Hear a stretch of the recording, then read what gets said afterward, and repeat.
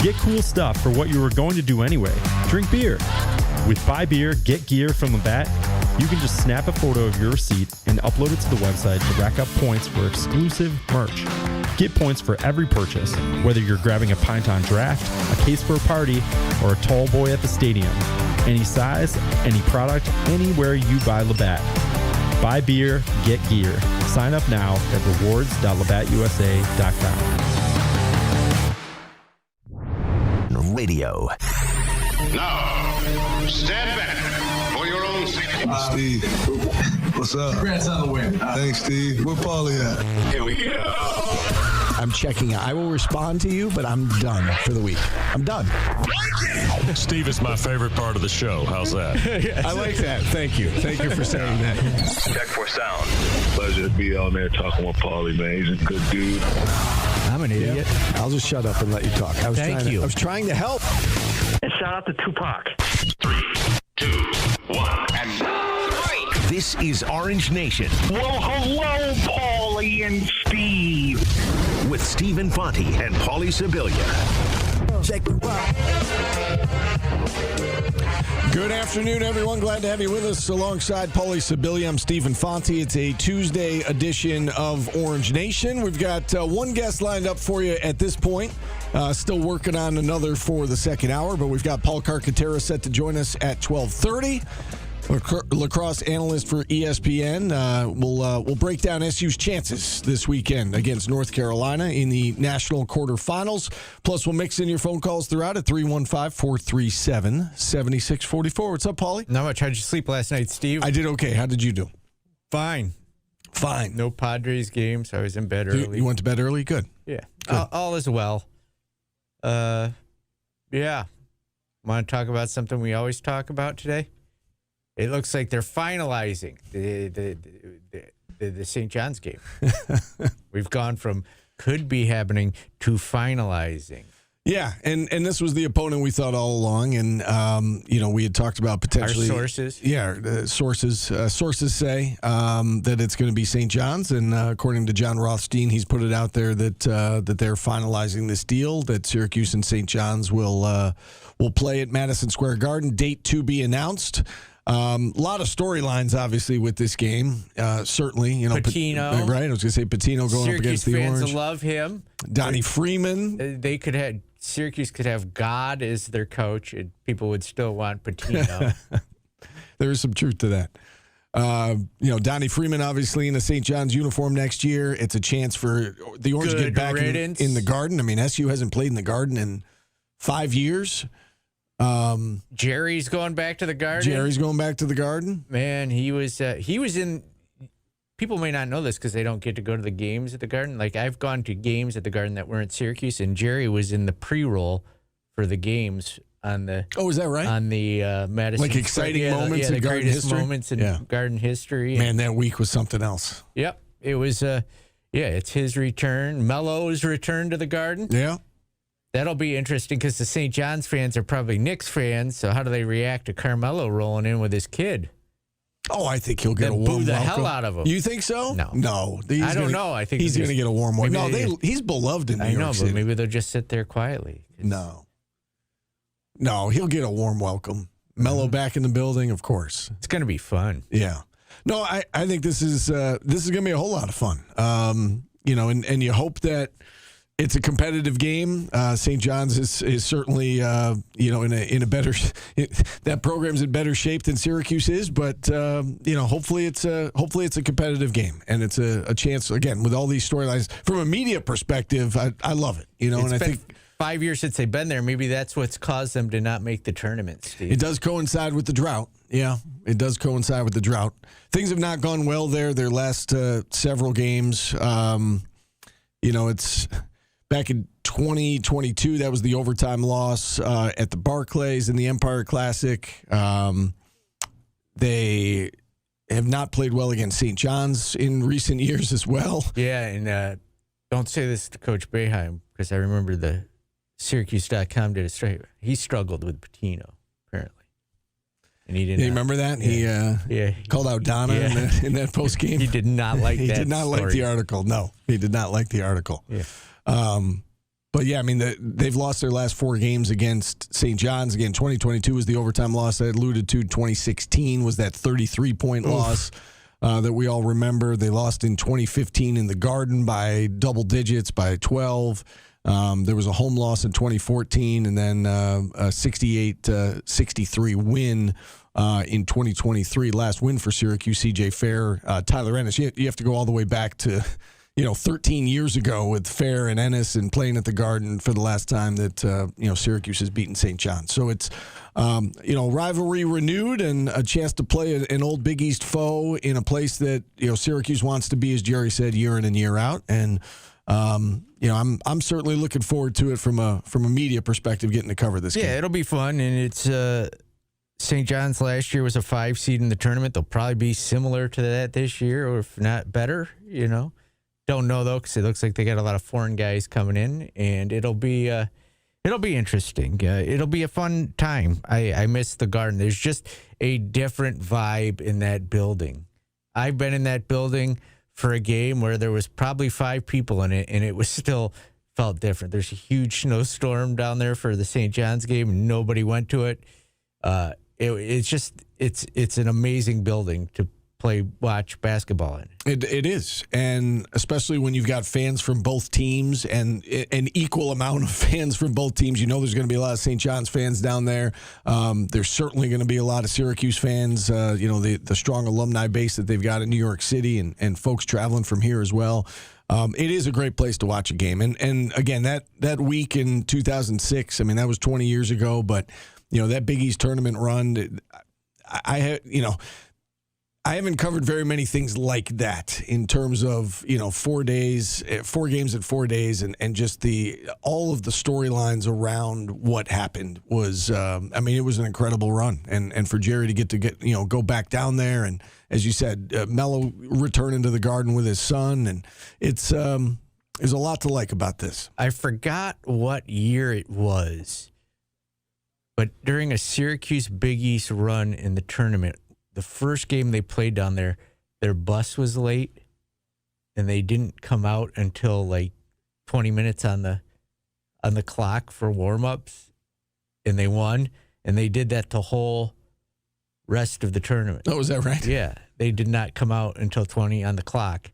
They just sat in the locker room, and it worked. And the Garden is such a special place, too, because I remember that the team, like the music guy, caught on to what was happening, and he was playing Superstition by Stevie Wonder. It's a different world down there. It's so fun to watch games down there. And if you get a chance to come down and watch this game, you should do it. Yeah, agreed. You mentioned St. John's and kind of how, what the expectations are going into next year. John Rothstein, for what it's worth, his projection, he's got him 18th in his Rothstein 45. Syracuse is 44th in that set of rankings. So he's got St. John's projected fixed as a top 20 team. 44 seems fixed? Yeah. Maybe. They could have been easily 43rd or 45th, but he went 44. Yeah, no, it makes sense. Just to get Syracuse could be a coincidence. Eyes on it. Could be a coincidence. Yeah, and you're going to have to punch up to win all these non-conference games, it looks like. I don't know about Providence, but they seem to have spent some money, and it looks like you're going to have to punch up, win neutral site games. If you win them, we're going to know early if this is a tournament team or not. Well, yeah, and if you lose them again, I think there's enough.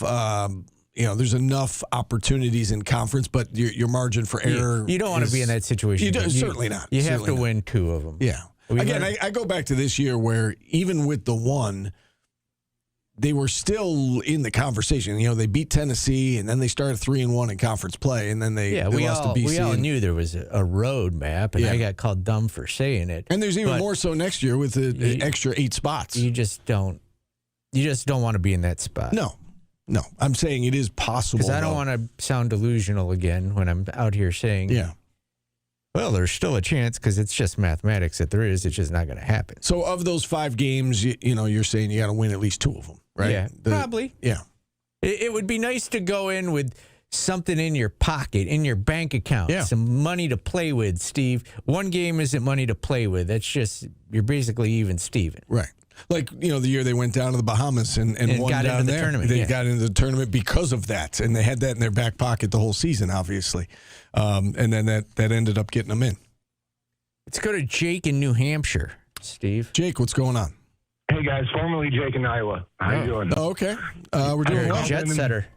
Yeah, I haven't called in a little while, but I wanted to get your ideas of, NIL budgets for classic teams, what you think it would have cost for Derek Coleman, Billy Owens, Stevie Thompson, Sherman Douglas, when we had Michael Carter-Williams and all those teams, Wes Johnson and stuff like that. Just a fun topic to think about. I talked to someone in the know about that, and they projected that 87 team probably would have been around 18, I think. Is that what they said? Yeah. Yeah. Yeah. Well, the years after that, where they didn't make the Final Four, would have been more because you would have had older, Ronnie more Cycli. mature Ronnie Cycli, Billy Owens, Right. Yeah, So DC was a freshman that year. Yeah. When they lost to Rhode Island, I shed boogers and tears that year in 1988. Thanks for taking my call, guys. Yeah. I'm trying to think of Syracuse's Final Four teams. The cheapest is probably that 10 seed one, right? With Malachi and Cheapest, yeah. right? Yeah. Probably like 12, 15 back then, right? Yeah, it's crazy to think about, though. What some of those teams that they assembled and, present day, what that would cost.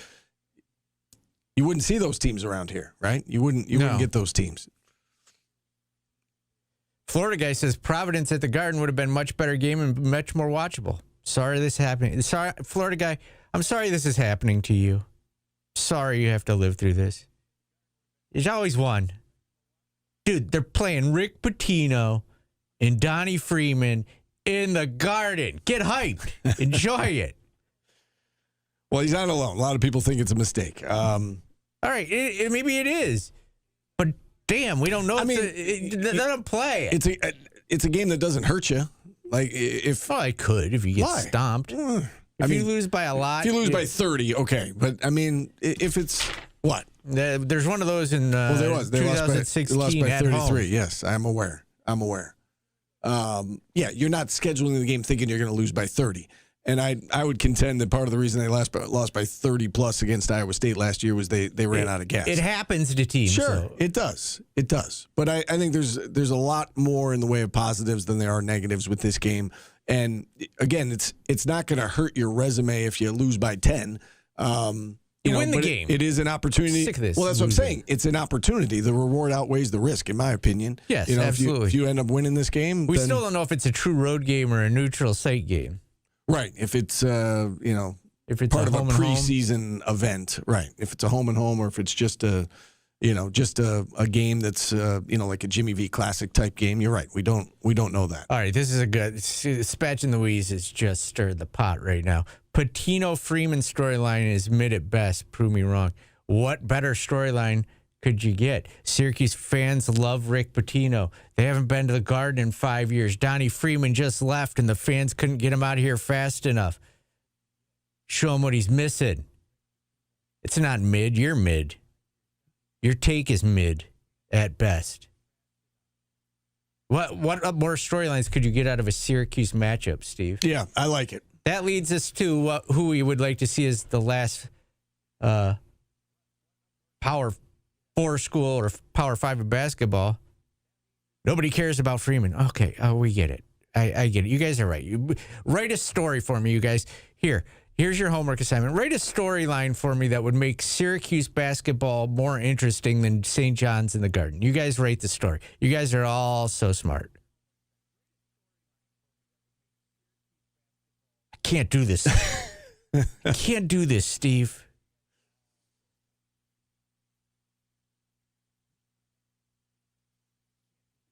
There are a lot of people that thought they shouldn't schedule this game, that it was too tough. They did. Guess what? Yeah. They did. Now enjoy it. Yeah, correct.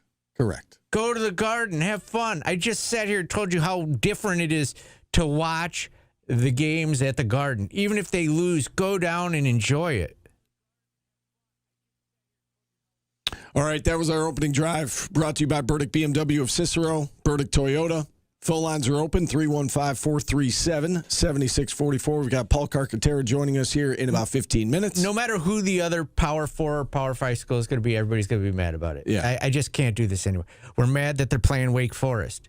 Like, can you guys just, if you don't have anything nice to say about a stupid game on the schedule, shut up?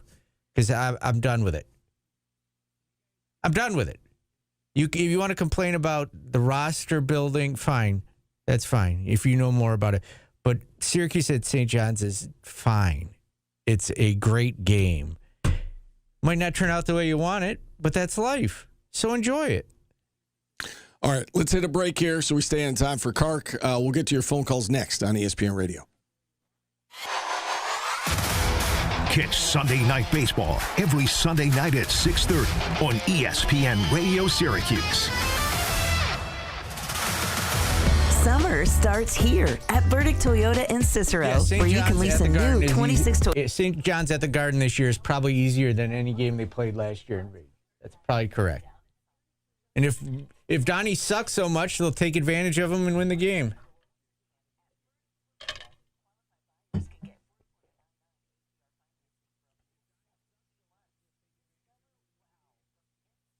We don't sit at the scorer's table at the Garden anymore.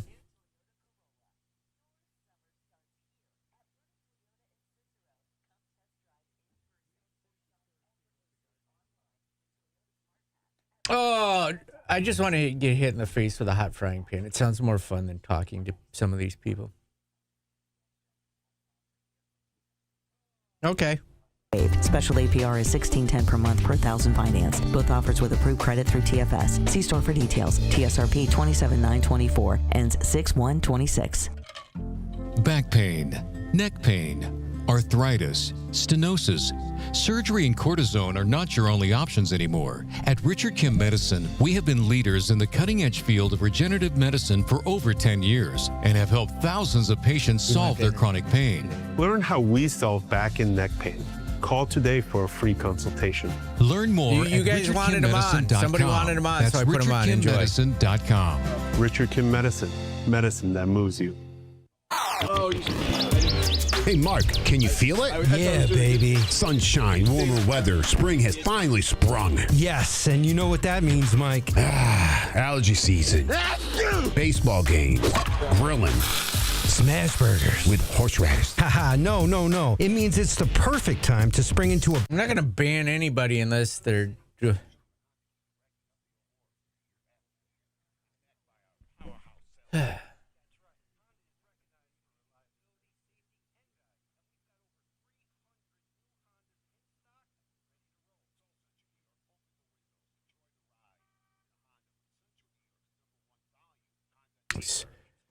Smashed your mom's burger. I don't know why they're saying smash burger in there, but that's a funny one too. I smashed your mom's burger. Good one, Steve. Where's that rank on the mom jokes? I smashed your mom's burger. Funny. So funny. Guys, how do you rank that? Hysterical. I smashed your mom's burger as a mom joke.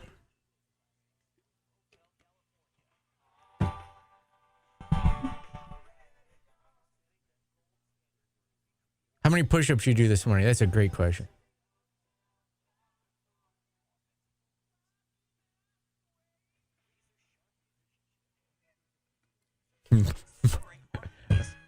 Fur burger. That's what they used to. Maybe we can do that one day. We'll do. Oh, I forgot. Someone's watching and I'm saying inappropriate things. It's all good.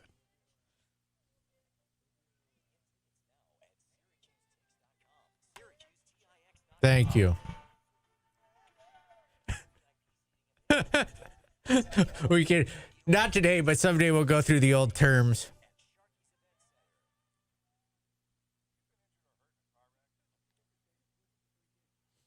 They're going to get one more tough team, whether you like it or not. Where has Dilemma Q's been? I don't know. That's a dilemma. Maybe he's causing a dilemma. Oh, no, Steve. I'm in trouble.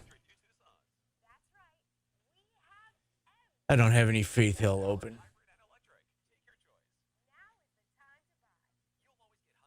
I actually enjoyed her. I liked a lot of her stuff. I'm becoming more culturally diverse. I like it. By listening to the most white music on the face of the earth, I'm becoming more culturally diverse, Steve. We'll go to Mark right away and then go up until like 26. Okay, so that would keep us on time. Yeah. Got it. The clock work is amazing. Your math is fanatic. Did you get a 3.9? I haven't seen anybody math it up like that in a long time. Math is... Did you get a 3.9? I haven't seen anybody. Let Me Let Go is our first Faith Hill song, Steve. I was just explaining to you that my music taste is becoming more culturally diverse by listening to white people sing. You voted for this. You voted I know. for Faith I Hill enjoyed her. I don't tend to listen to white people music. I like R&B, rap, stuff like that. She's good. I don't know. The older country doesn't sound as forced to me. Okay. Like they don't sound like they're forcing that. The twang. Yeah, the southern on us, if you know what I mean. I like 90s country as well. Let's go to Mark in New York City. He's up next on the show. Mark, thanks for waiting for us. How are you doing today? Hey, guys. Just wanted to make a comment about the Syracuse St. John scheduling. And I don't mean to take Polly off with complaining about the schedule. I'm all for Syracuse St. John's with the Garden, but I thought Polly made a good point that I really hope this is, marked as a true road game for Syracuse because, correct me if I'm wrong, we now have Syracuse versus Indiana at Indianapolis, which, essentially is going to be an Indiana home game, but it's going to be marked as a neutral game. I know last year we did the whole Syracuse versus Drexel in Philadelphia. Now we're doing Syracuse St. John's the Garden. Again, I hope we get credit for this being a true road game because, where the team puts the flying planes to all these venues, the other team just has to get on a bus and, gets credit for this being a neutral game. So I just really hope, in scheduling this game, it's a true road game because we're not doing ourselves any favors of a team trying to make the tournament, when we can get credit for these true road games. Yeah, and you mentioned Indiana and Indianapolis. How about Providence and Boston, which, again, there's going to be a lot of Providence fans there, and it's, that's going to feel like potentially a road game as well. Mark did not want to comment on that. It's a good point, Paulie. Here's the thing.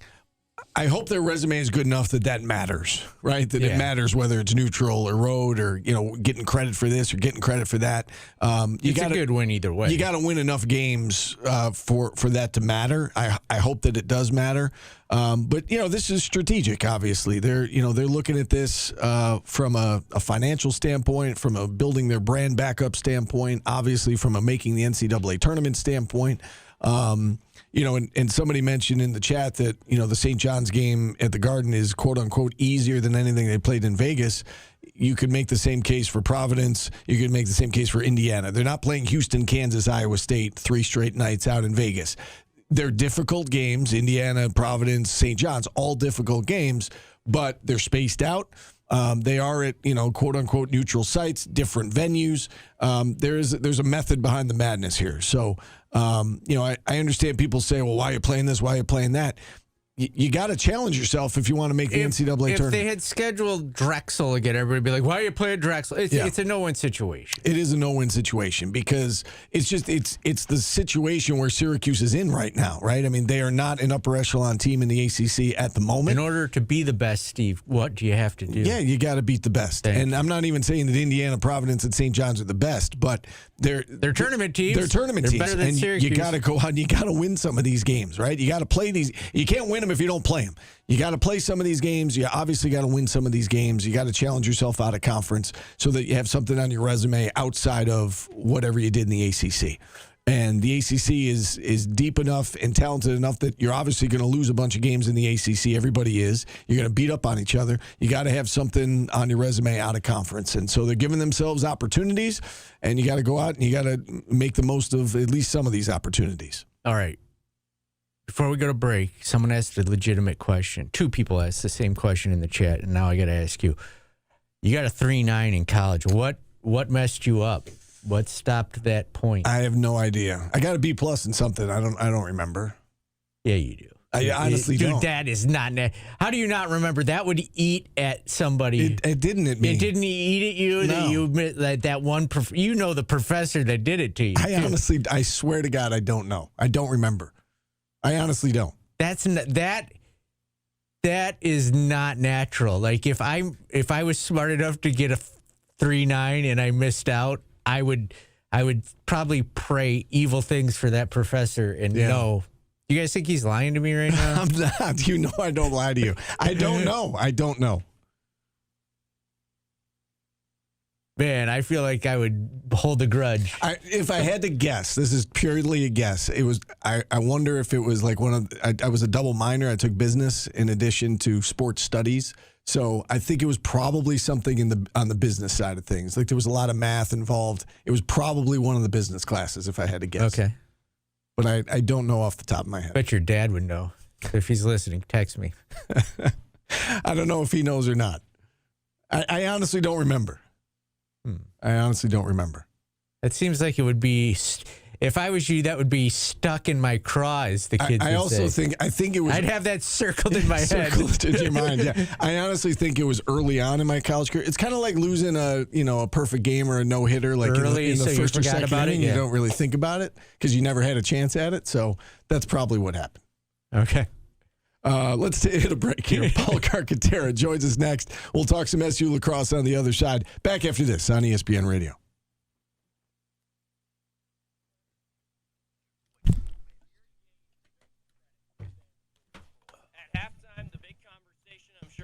You were having if you were watching on the couch. That was more enjoyable than talking about people being mad about playing St. John's. Yeah, Sport Boy. The GPA was 3.94. I think I got 1B. I think you it was, remember it's 3.94, but you I don't do. remember why. I do, because it was on my resume for a while. It was 3.94. Like when I first got out of school, it was on my resume. So I do remember that. I can't laugh. I didn't get anywhere near that.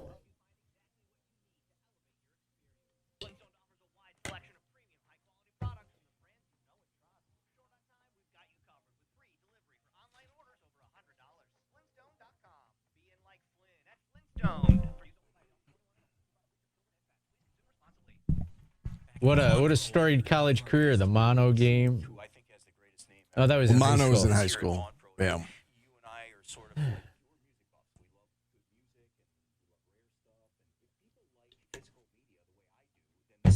That's how it should be, Florida guy. I'm hyped.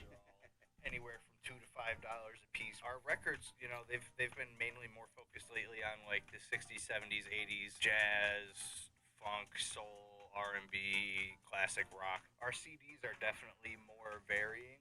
Are you 100% Italian? Classic rock. No. On my dad's parents, were both straight from Italy. My mom though was Irish and German. I think I'm pretty much all Cemento and Sibilia. Trumpets, saxophones, flutes. Yeah, we've got a good amount of everything in here right now. Everybody was Sicilian. I think my grandma might be listening right now. So Grandma Louise, if you're listening, we love you. We're thinking of you. And I will see you soon. Dad, if you're listening, please send what class tripped up Stephen Fonte. I don't think he knows. Hi, Grandma. They call her St. Louise. Was Grandma mad about the B+? That's a great question. No, my grandma would never be mad at me. I'm her favorite grandson. I'm her only grandson, but I'm her favorite grandma grandson. Ever walk up and just slide some money in your pocket? I loved when my grandparents would do that.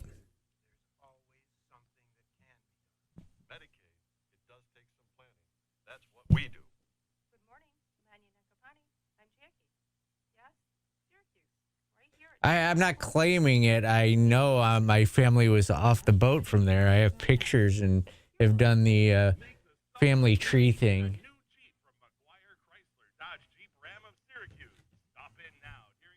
Michael Antonio is.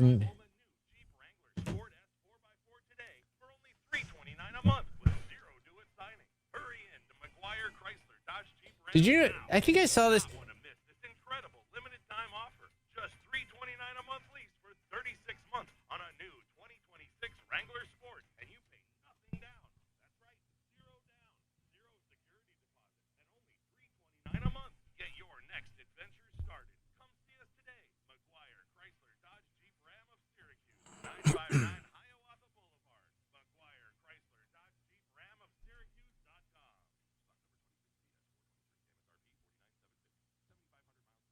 I forgot what I was going to say.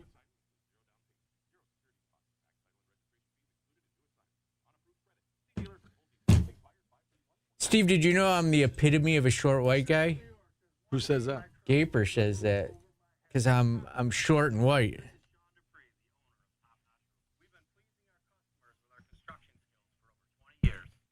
I perfectly represent a short white guy, Steve. That's crazy. I'm a short white guy.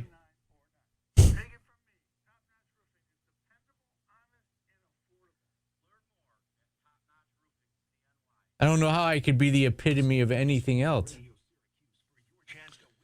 We don't have him yet, just so you know. If I was the epitome of a tall white guy, that'd be wild.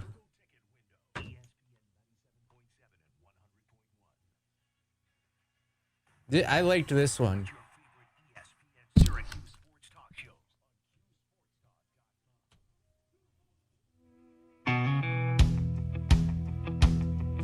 Mississippi Girl by Faith Hill. I liked this one. Mississippi, to the big stage I'm singing on tonight. She doesn't mention her truck or her horse once. Do you know this song? No, but I liked it. Oh, you like it? Okay. I didn't know if you liked it because this is the first time you're hearing it, or if you're like, I remember this song. Because I don't remember this song. I don't remember it. I heard it for the first time, and I liked it. Okay. I'm with you on that. I was going to say, you must be a closet Faith Hill fan. If No, I'm out now. Yeah. I'm a Faith Hill fan. Okay. I've never heard that song in my life. It's number 6 on her list of top 7 Billboard chart hits. Yes, Steve. yes. I follow the rules. I know no you matter do. what. I think we have to alter the rules, but that's a topic. You worry about sports. Yes. Okay. We're going to switch gears here. We're going to talk some lacrosse with Paul Carcaterra here any moment as we get ready for the third game between Syracuse and North Carolina this year. The winner moves on to the national the national semifinals, rather, the Final Four, and the loser obviously heads home. How big of a game do you think this is, Paulie, for Gary Gait in this program to get over the Huge. national quarterfinals again, to back-to-back Final Fours? I won't say it's a disappointment.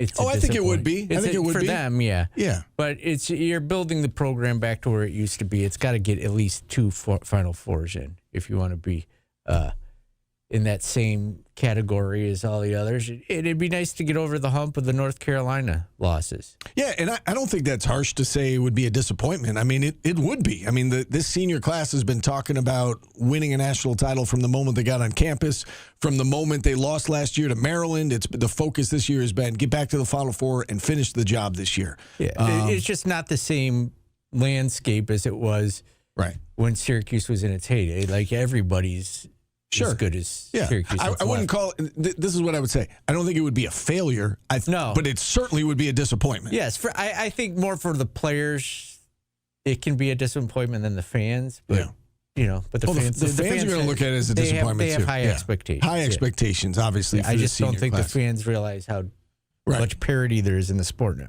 Yeah.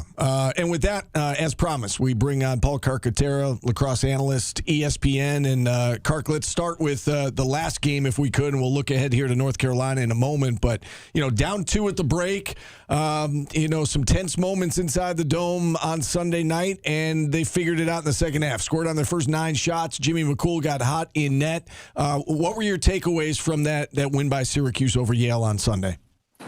I think it was a gutsy win. It was ugly at times. Yale was a team that I thought would be dangerous because of how young they are.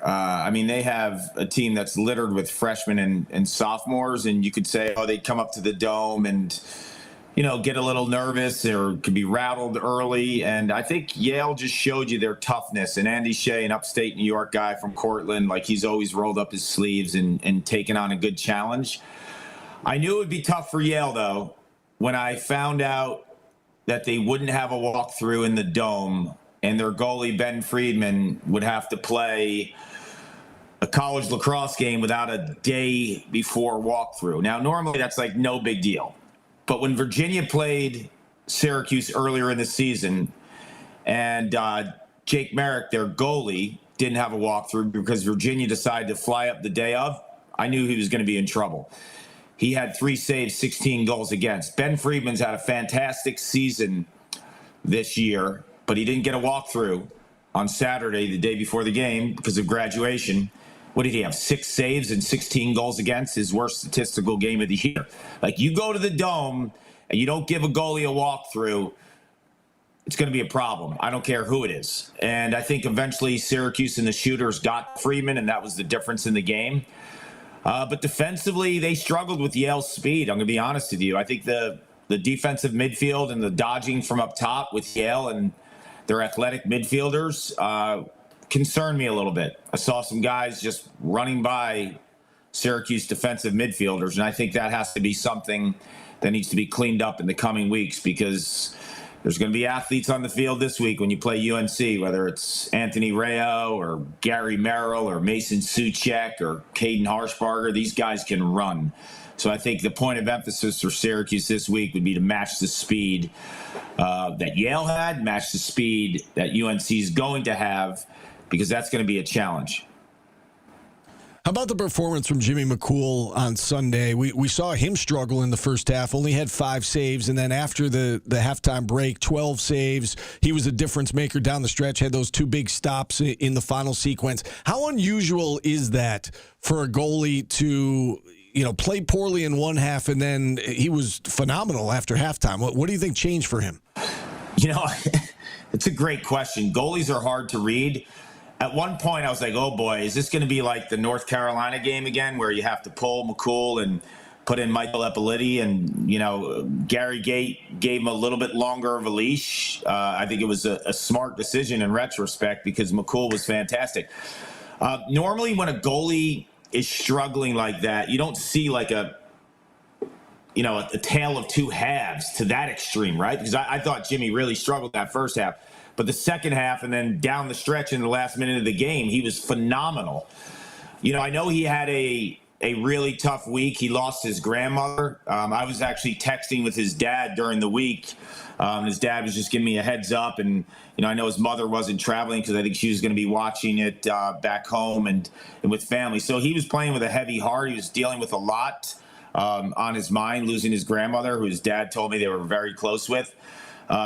So, you understand that as a teammate, you understand that as a coach, like you want to see him battle through that when he's in an emotional state. But at the end of the day, it's like, there's no game tomorrow. So like, as much as you want to have Jimmy's back, you have to see the performance change. And thankfully for him, it did. I also think Jimmy's seen a lot of rubber over the years. And I think he's a proven winner right now. And I think he's been able to take over games. You look at last year in the ACC tournament, he was tournament MVP, and he's stepped up in some really big moments. I thought last year against Princeton, although that was a shootout in the quarterfinals, like he made some insane saves in that game to keep them in.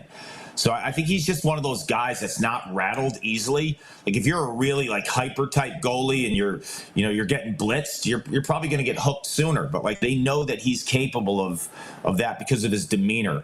I thought he was absolutely terrific down the stretch, and the difference in the goaltending was the difference in the match.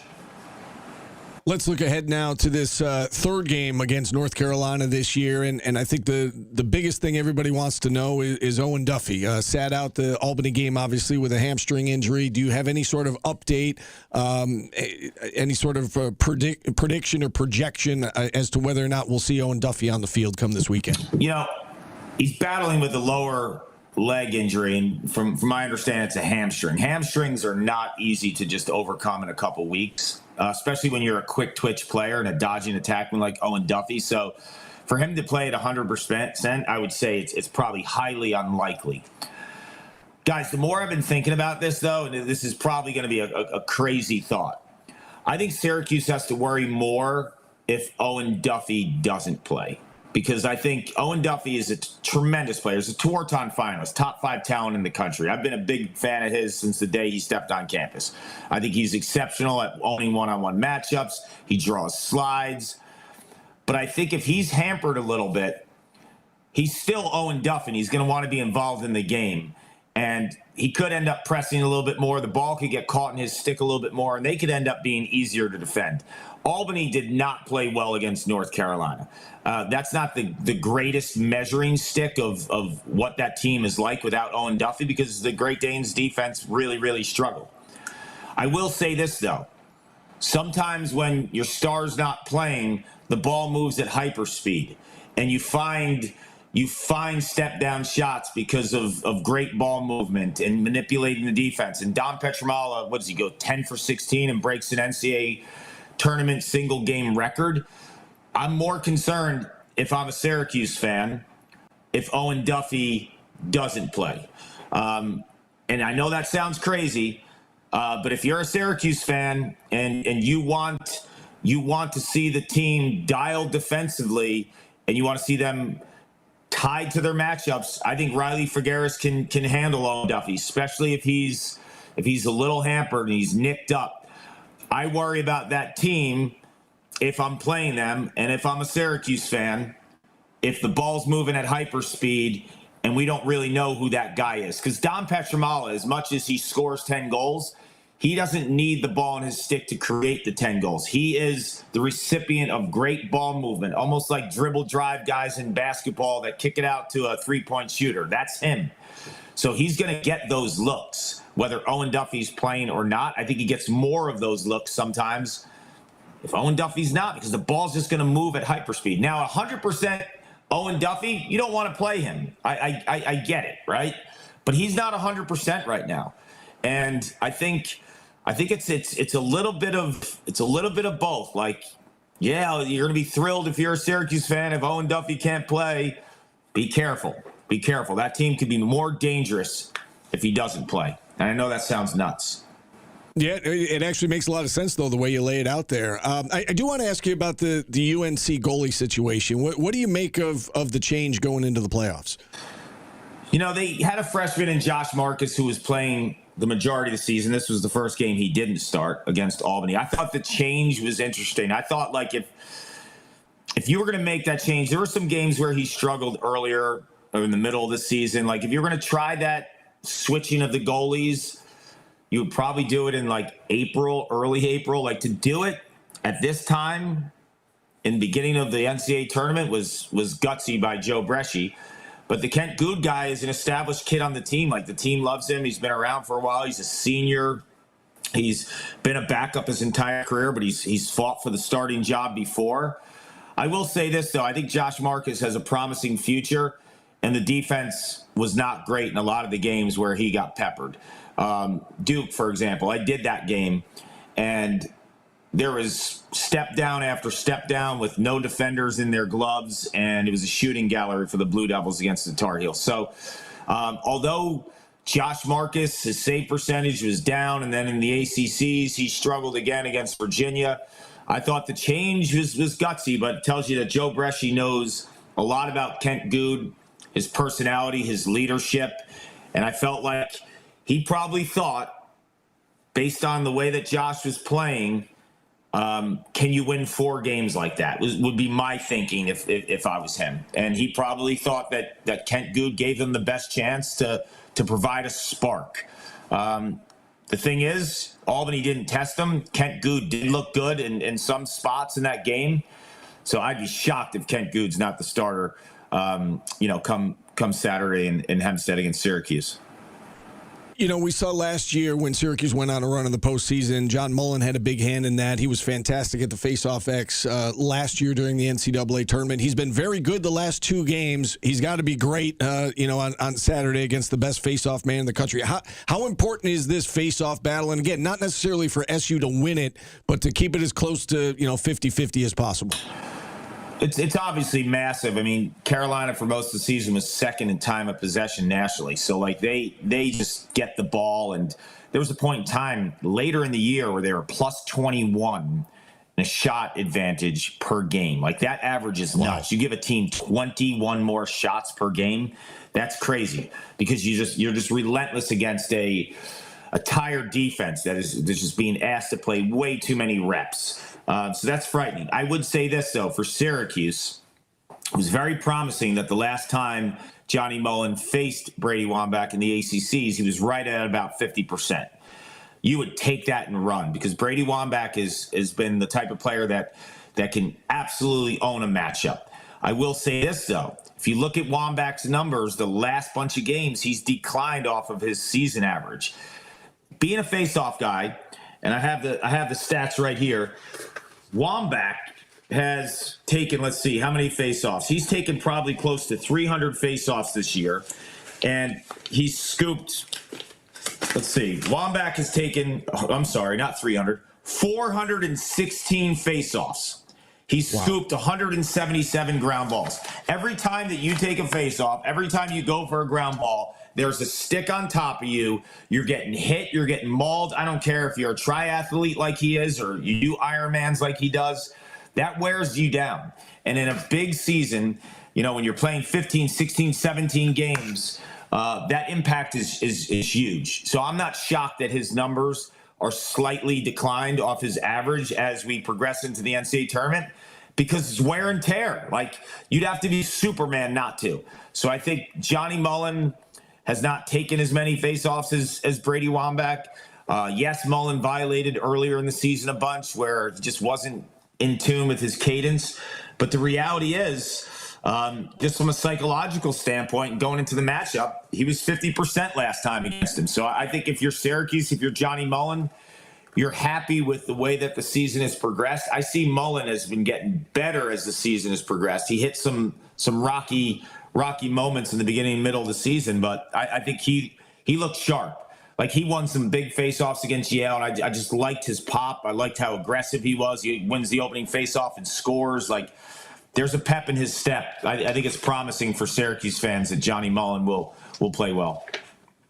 What does this game ultimately come down to Saturday afternoon?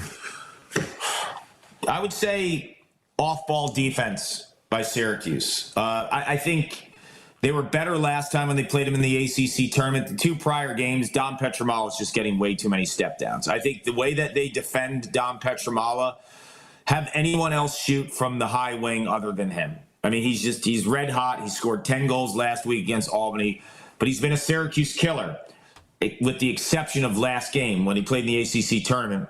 Off the top of my head, I think he only had one goal, but he was going off a 5-goal game in the regular season, and last year in the regular season, 6. This guy will shoot to get hot. Like, last year, he started in the Dome 0 for 9, and then he hit 6 of his next 11. He had 20 shots in the game. You can't let him shoot. I think you have to understand the way they move the ball. He will manipulate the defense, and he'll start inside, and then little by little, all of a sudden, the defense shifts and starts shading the ball side, and then he gets a step down. You can't let that happen. If Dom Petramala is shooting without someone on top of him and contesting him and all over his gloves, it could be a long night. And they had to pull Jimmy McCool in the regular season game down in Chapel Hill, a game that I did because it was step down city for Petramala. I'd say that, and if Carolina's offensive midfield has very few unassisted goals, Syracuse will win the game because that unit's going to get attacked on Saturday. Yeah. Last one for you, Kark, before we get you out here. You've been very gracious with your time, and we appreciate it. 8 teams left. Where does Syracuse kind of stack up in that list of 8 in terms of chances to win the national title? Now, the crazy thing is this. Over the past few years, I've always said, like, there's parity in lacrosse, right? There's teams that could win. If you're the 10th seed, you could beat a 3rd seed. But the last couple years, I would say, like in 2022 with Maryland, they weren't getting beat in the quarterfinals, right?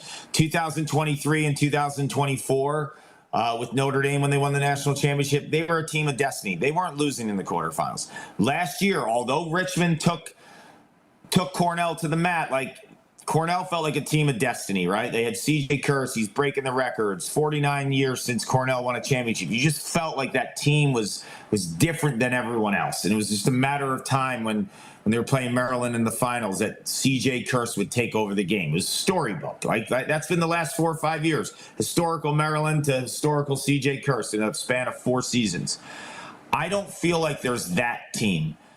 I think the 8 teams that are left, I could honestly make a case for all of them winning a national title. If you made me say a favorite right now, yeah, Princeton's the most complete.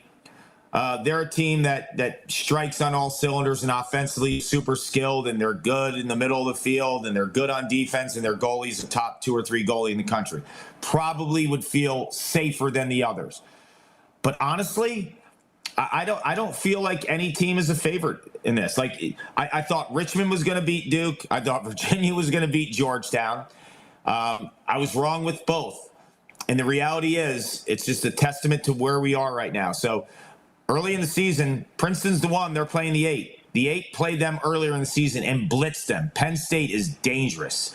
They are aggressive. They're skilled on offense. They play with a blue chip.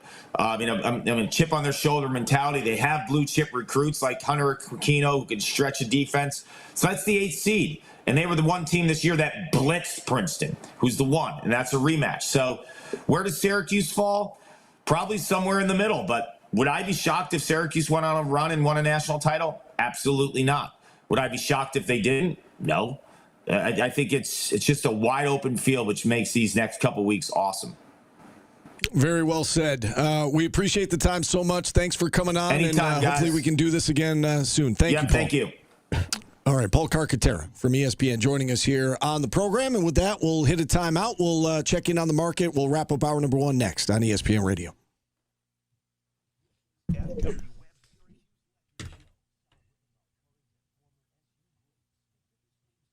Thank you. I wrote them down and asked them myself.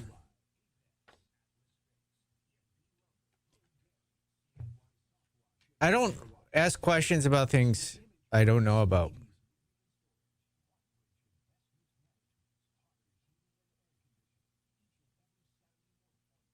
I know some of you have problems with me being a sports radio host that admits he doesn't know what he's talking about.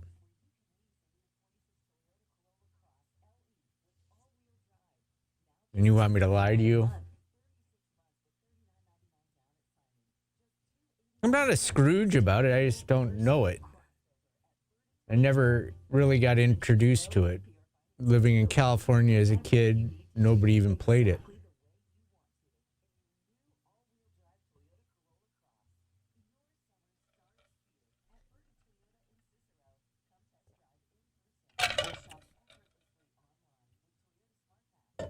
I'm an expert. Yeah, it is a lax hotbed now. It wasn't when I was a kid. We played baseball all year. Were you in band? You seem like you would be. No, you seem like a nerd. Thanks. 39. No, I was never in band. Steve isn't funny. Are you comparing Steve to Johnny Carson? You're not funny. I am funny. No, you're not. Yeah, I am. I have some moments. Were you in the chess club? I was not. I was in the baseball card club. Look out, ladies.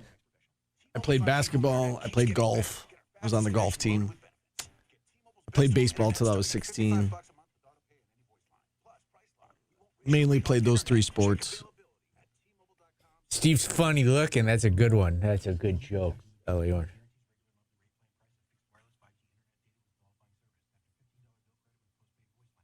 Were you a mathlete? I remember bowling. High school bowling used to randomly be on the TV on Saturday. You remember High school that? bowling? I feel like it was on Saturdays mornings or something. Like there was one meet a week on like channel 3, 5, or 9. Does anybody else remember that? There was a thing on channel 3 for a while. Yeah. Long time ago. Did I jump rope? I mean, I know how to jump rope. Visit your local Nye dealership and let our trusted service team. Yeah, Bowling for Dollars is different. This was like a local bowling show. Because I remember one of my friends was on the bowling team and he'd get hyped up because they were going to be on like channel 3 on Saturday morning. That's funny. They had to get up super early. I've never played pitch either. You ever play pitch? No, my dad loves playing pitch, but no, I never did.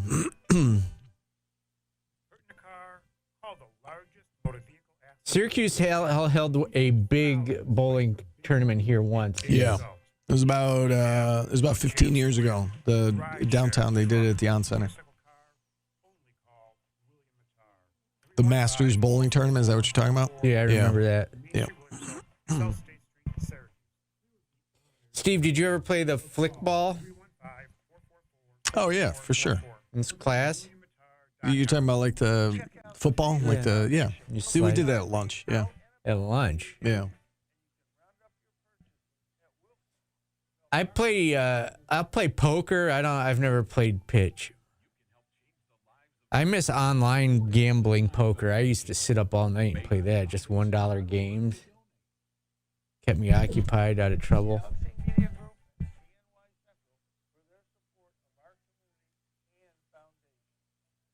Kevin from Liverpool says he has awards from bowling and Channel 3.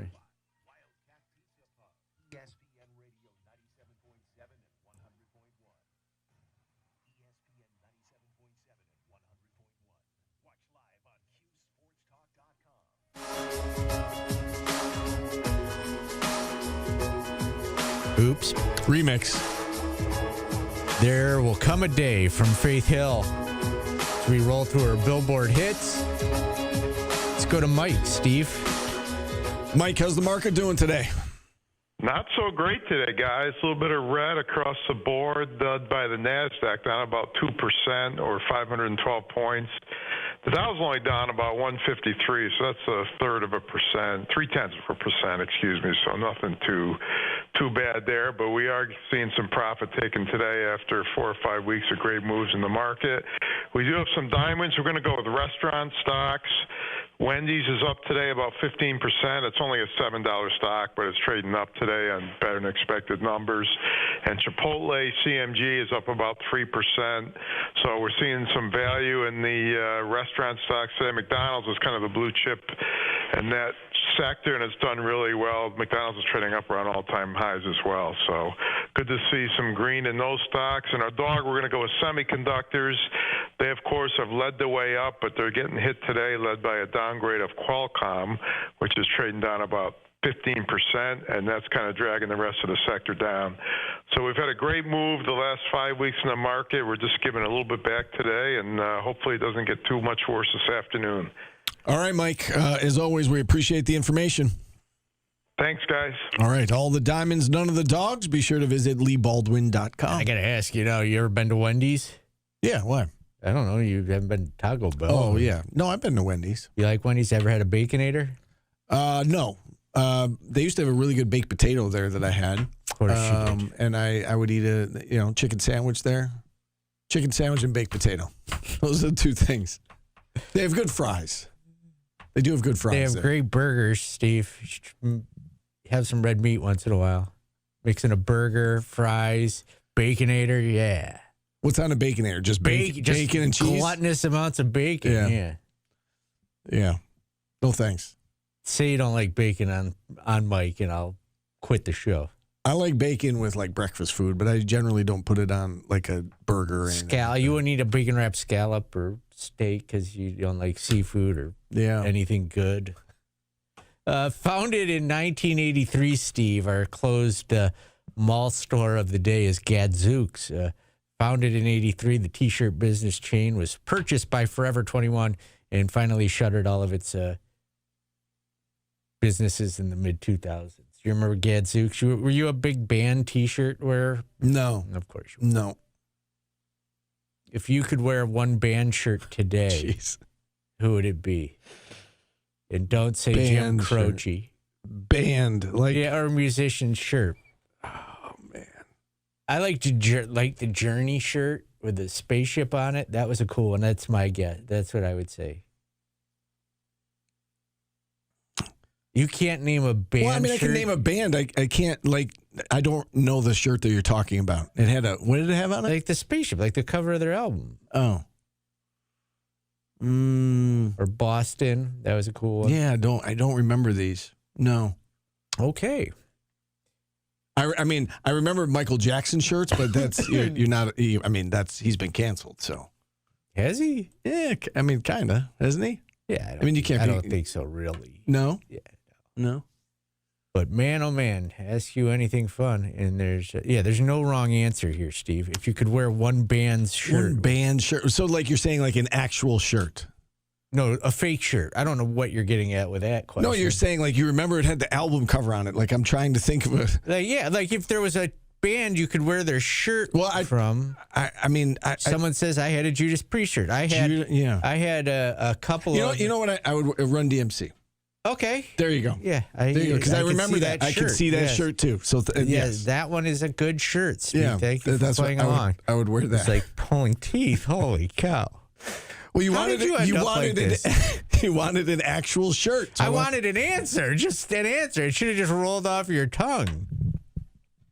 You wanted an actual shirt. I wanted to come up with an actual shirt that I would wear. Run DMC. There you go. Okay. So now I know what I'm getting you for Christmas. Band shirt. My God. Well, I don't think of Run DMC as a band. But you trying to like do something off the cuff is unbelievable. Like I just wanted to give you a legitimate answer. Like a genuine answer. Luke Combs shirt? No, I wouldn't, though. See, I wouldn't. I don't want to lie to you. I would not wear a Luke Combs shirt or a Thomas Rhett. Like, I wouldn't wear, like, a shirt of a present-day You think about artist. things so much. Like I want to give you the right answer. You overthink it. Like, I can't wear Michael Jackson because come on, man. Just his answer. I gave you the answer. It took me 30 seconds to get there, but I got there. So there you go. It was like your beer question. I like IPA. Yeah, that's not a beer, though. We'll kick off hour number 2 next on ESPN Radio. Imagine Steve doing improv.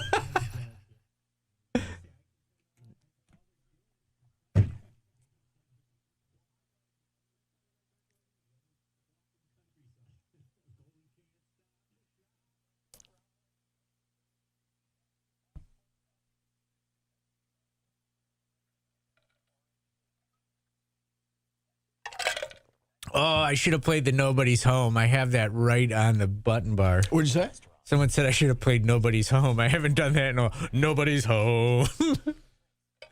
I couldn't think of an actual shirt. You clearly did not shop at like Gadzooks or I said I didn't. Spencer's or No. Hot Topic. What size shirt do you wear? I wear a medium. Steve, you? Large? Sure. Okay.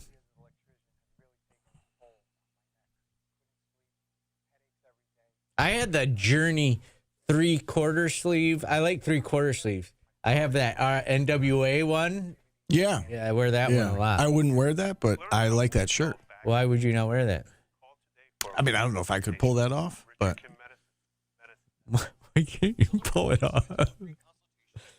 Do I pull it off, Steve? Yeah, you do. I do. Thank you.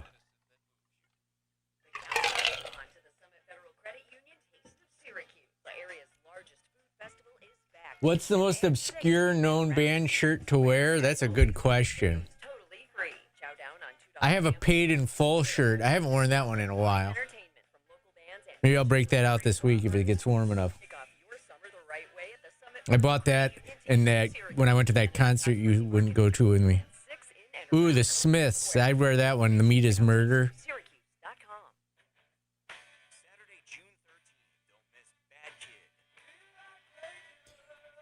Why is Steve too kind?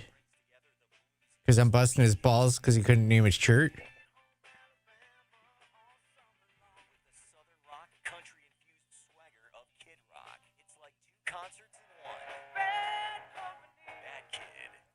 I think I had a Public Enemy shirt at one point. You know who I won't wear is Ice-T because I hate him. Feuding. If you could be a rock, what kind of rock would you be? That's a good question. Igneous. Igneous. He knew that one right off the top. No hesitation.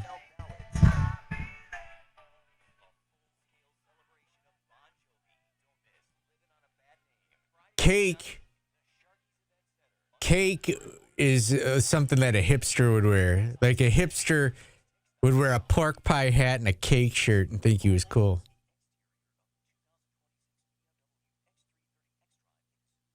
Ice-T and I have had a Twitter feud.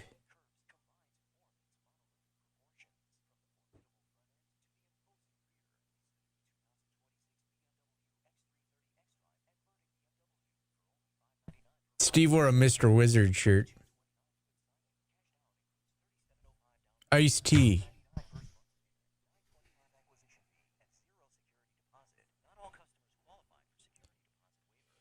Like, I can't even imagine it's concert season because the weather's been so cold. It's going to be like high 70s next week, Monday. It'd be nice if we had a week of that. I think it's just going to be one day. No, I don't think Ice-T has told anybody about it, Caper. My God. Does that make you happy? Jeez.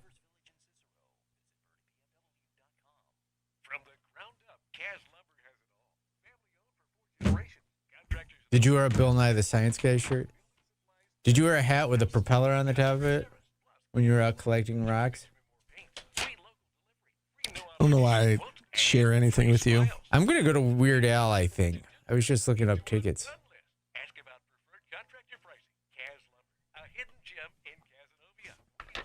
I'm going to hit you with something coming out here, Steve. Something fun. Let's have a little fun.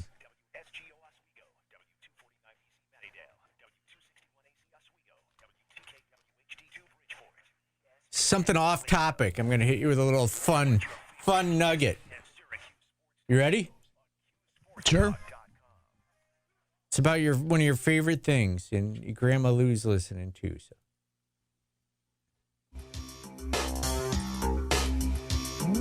The Way You Love Me, Faith Hill. All right. Steve, you said your grandma might be listening. She's a lifetime Bills fan, right? She is a lifetime Bills fan. You know they got a new stadium coming. Yeah. Have you heard about the prices of the tickets for their first home game? I was looking into that today, as a matter of fact. We found out last night they'll play the Lions on it's Thursday night game, week 2, yeah. And the ticket prices are outrageous. Yes. The lowest price seat right now is $685. Yeah. Lower bowl, $12,000 is the the most expensive seat is $14,000. Yeah.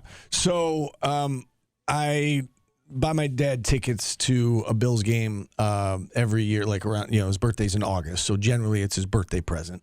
And he may be listening. He may be listening, but he knows that we do this every year. We go every year. We've been doing it since I was a kid. I looked into the tickets and I was like, I thought, wouldn't that be cool to be at the first game? Are you saying your dad's not worth it? I was just going to say, I love you, Dad, if you're listening, but we will not be going to that game. $1,400 for 2 tickets, not enough? Oh, man, it's outrageous. And I think that's part of the concern, right? They moving to the other stadium is that, I know that there are a lot of season ticket holders in Western New York that they can't afford it anymore. They've been going for years upon years upon years, and the prices for the season tickets are just astronomical, and obviously single game tickets as well. If you want a new stadium, you gotta. Yeah, I'm looking right now. $1,700 for around the 50 in the end zone. $2,000. Yeah, I saw 1,200. I saw 200 level tickets that were over $1,000 each. 200 level. Oh, it must be a box. 14,000. Yeah, that must be a box. 3,800 for 2 tickets in the 225. Yeah, it's crazy. There's sections that don't even have anything for sale right now, and everything's resale. And here's the thing, like the reason the tickets are that astronomical, people will pay it. Like, it'll be sold out. Upper deck, Bills end zone, $700. Yeah, so if you are you on one of the ticket apps right now? Yeah, I'm on the map. Don't they have like cheapest ticket? What is the actual cheapest ticket? $729. $729. And where does that put you? In the nosebleeds? Yeah, nosebleeds end zone. Yeah.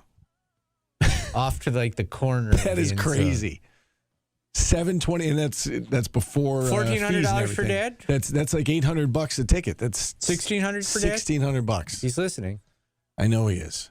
Man, we'll have to find a different game. We'll watch that one on TV together. How about that? I would go to a Bills game. It'd have to be early on. I'm not going in that snow. Yeah, he's got the same rule. We've been to a few really bad weather games. There was one in particular, a Giants game we went to, Giants Bills, where it snowed and it was in December. And he said, "Let's make sure that we go in either September or October." Did that for a Steelers game, and never again. Yeah. I took the kids to. They desperately wanted to go to that. Yeah, I remember that Steelers playoff game. Dig the seats out. Yeah, you're insane. It was like -20 wind chill or whatever it was. Yeah, that was no fun. That was no fun. Yeah, as long as no one bites on the current listed prices, the tickets will have to go lower than their asking price on the resale market. So just keep an eye on them, Steve, as the game gets closer. Well, yeah, but I mean, there's a ton of them it's all resale. It's all resale, but that's what I'm saying though. People will spend that much to be at the first game. I mean, especially when they just closed down the other stadium, and there were people talking about being at the first game of the old stadium, and people want to be there. It's going to be a special thing, and the Bills, I guess, from what I understand, the Bills requested through the league they wanted their first home game to be prime time, and so the league, granted them their wish. They're going to have to wait until week 2 to get that home game, but they get it on a Thursday night. Why didn't they build a dome? Yeah. I still don't get that. Yeah.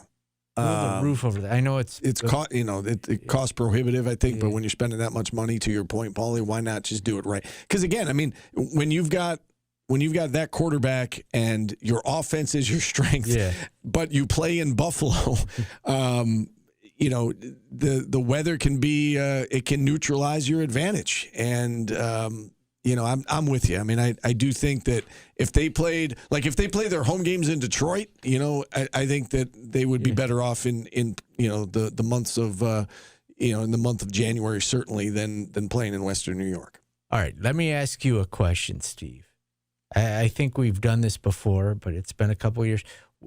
You have a chance to see the Bills play in a Super Bowl. Well, what's your cutoff? What would we spend? What's your cutoff price? I don't think I could, if I could go to the Padres World Series clinching game and it was guaranteed, I'd probably cut myself off at $1,000. So this is not realistic. If the seats, I would want the seats to be good. I don't want to be in the nosebleeds to watch for the Super Bowl. In my case, a Super Bowl clinching game of a World Series. I'll sit anywhere, but if it's a regular season game, I need to sit. You got to sit so you can see it. I would say if it was to watch the Bills in the Super Bowl, and you're guaranteed a win, and the seats are good. They don't have to be awesome, but they're good where you can see the game. I mean, I would spend a lot of money for that. I don't know, $5,000. Whoa. For 2 tickets. See, now you guys see the difference between the host and the co-host here. For 2 tickets, okay, so $2,500. Yeah, okay. $2,500 a seat. So, for me and my dad to go to the Super Bowl, I'd spend $5,000 for that. Okay. I mean, it's a lot, but you just said you guaranteed a win, and it would be, a memory you'd have with you for the rest of your life. Would you buy a shirt? Yes.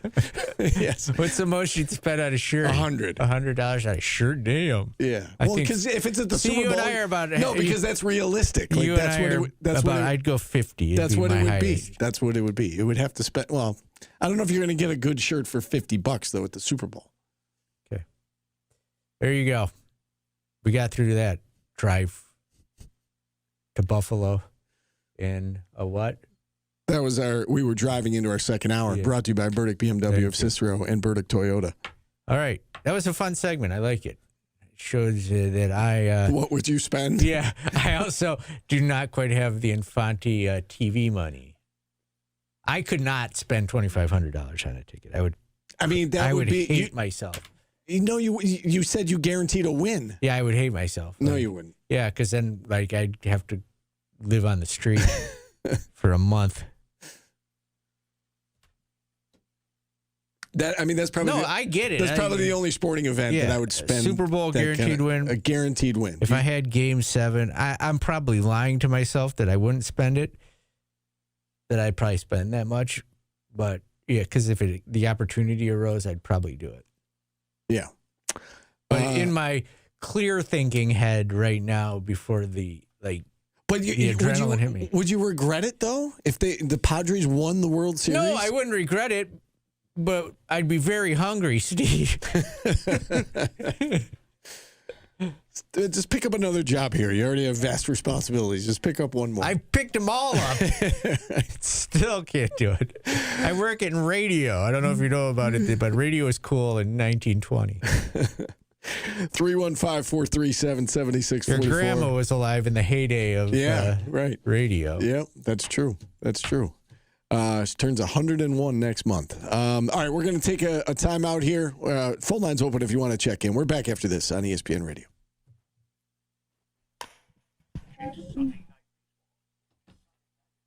If I told Ed to give me more money or I'm not coming back, he'd say, okay. Next circus monkey in.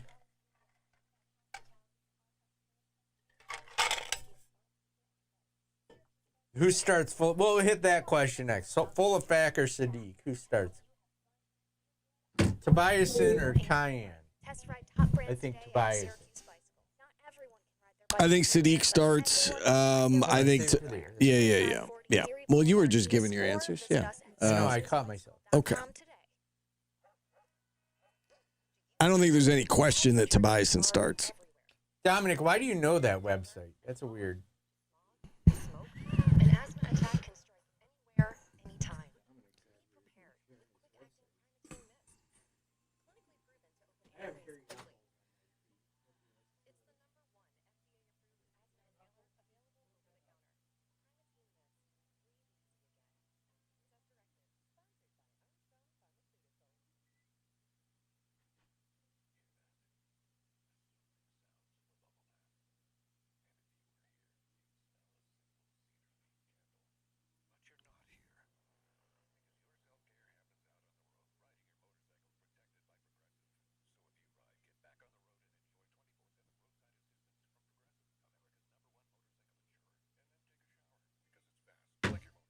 It's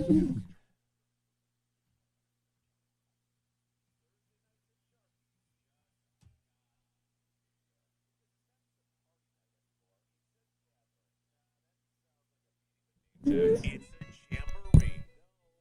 Square dancing. A party under the pavilion. Getting closer, but still missing the sparkle. Wait, I've got it. It's back. The Thursday extravaganza is back. Every single Thursday at Sharky's Event Center. Live music lights up the Jim Beam stage right under the Burrit Motors Pavilion. The bands are epic, the vibes are high, and the Michelob Ultras are flowing all night long. So grab your crew, grab your energy, and grab a cold one, because the Thursday extravaganza is back only at Sharky's Event Center in Liverpool.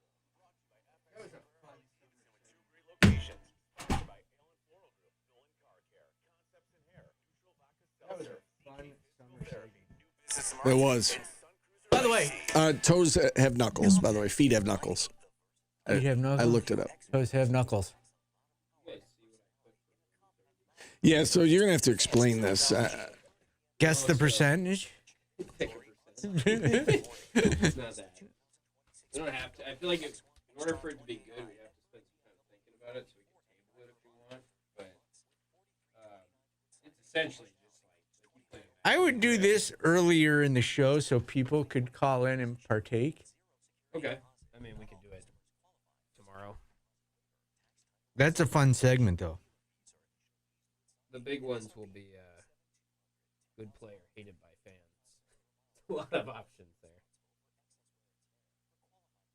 Sit on your jacket, Steve. Oh, that's fine. You can. I was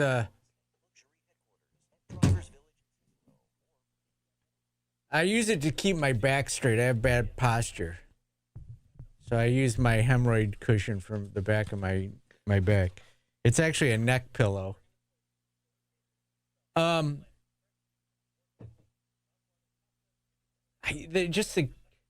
Your grandma was born before my grandparents. My grandparents died in 90 and 92, I think. Oh, wow. Maybe.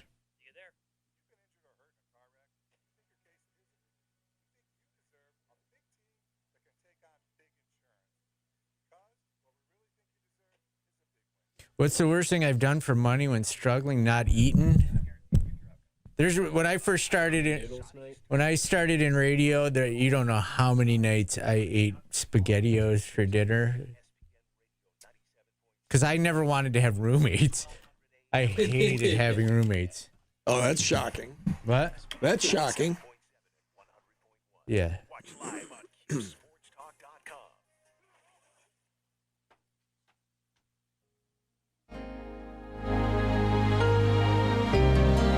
Usually in hour 2 we know the songs, but this appears to be a slow skate. There you'll be, Steve.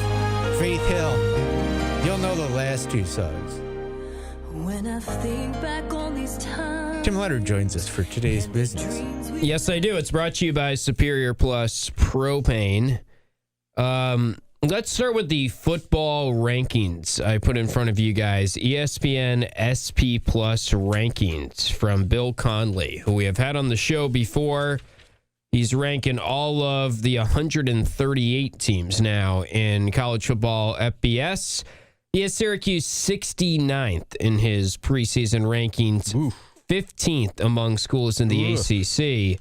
They are listed as one of 10 teams projected to improve the most in the FBS because of how they ended last season. And he writes, the Orange didn't change head coaches, but a new defensive coordinator, Vince Karras, could spruce up a flagging defense, and Fran Brown brought in a pretty productive transfer class. But what do you make of these rankings? 69th in the country in the preseason. 85th on offense is a little troublesome. And the fact that, they're set to improve as much as they are just gives you an idea of the starting point, right, from last year. I think to that point, Paulie, about 85th on offense, I think there are a lot of question marks on the offensive side of the ball. Angeli's back. Can you survive after last year? Can you survive him not being back or getting hurt again? It's a huge question. Well, they definitely upgraded. They say they have. We feel like they have. Yeah.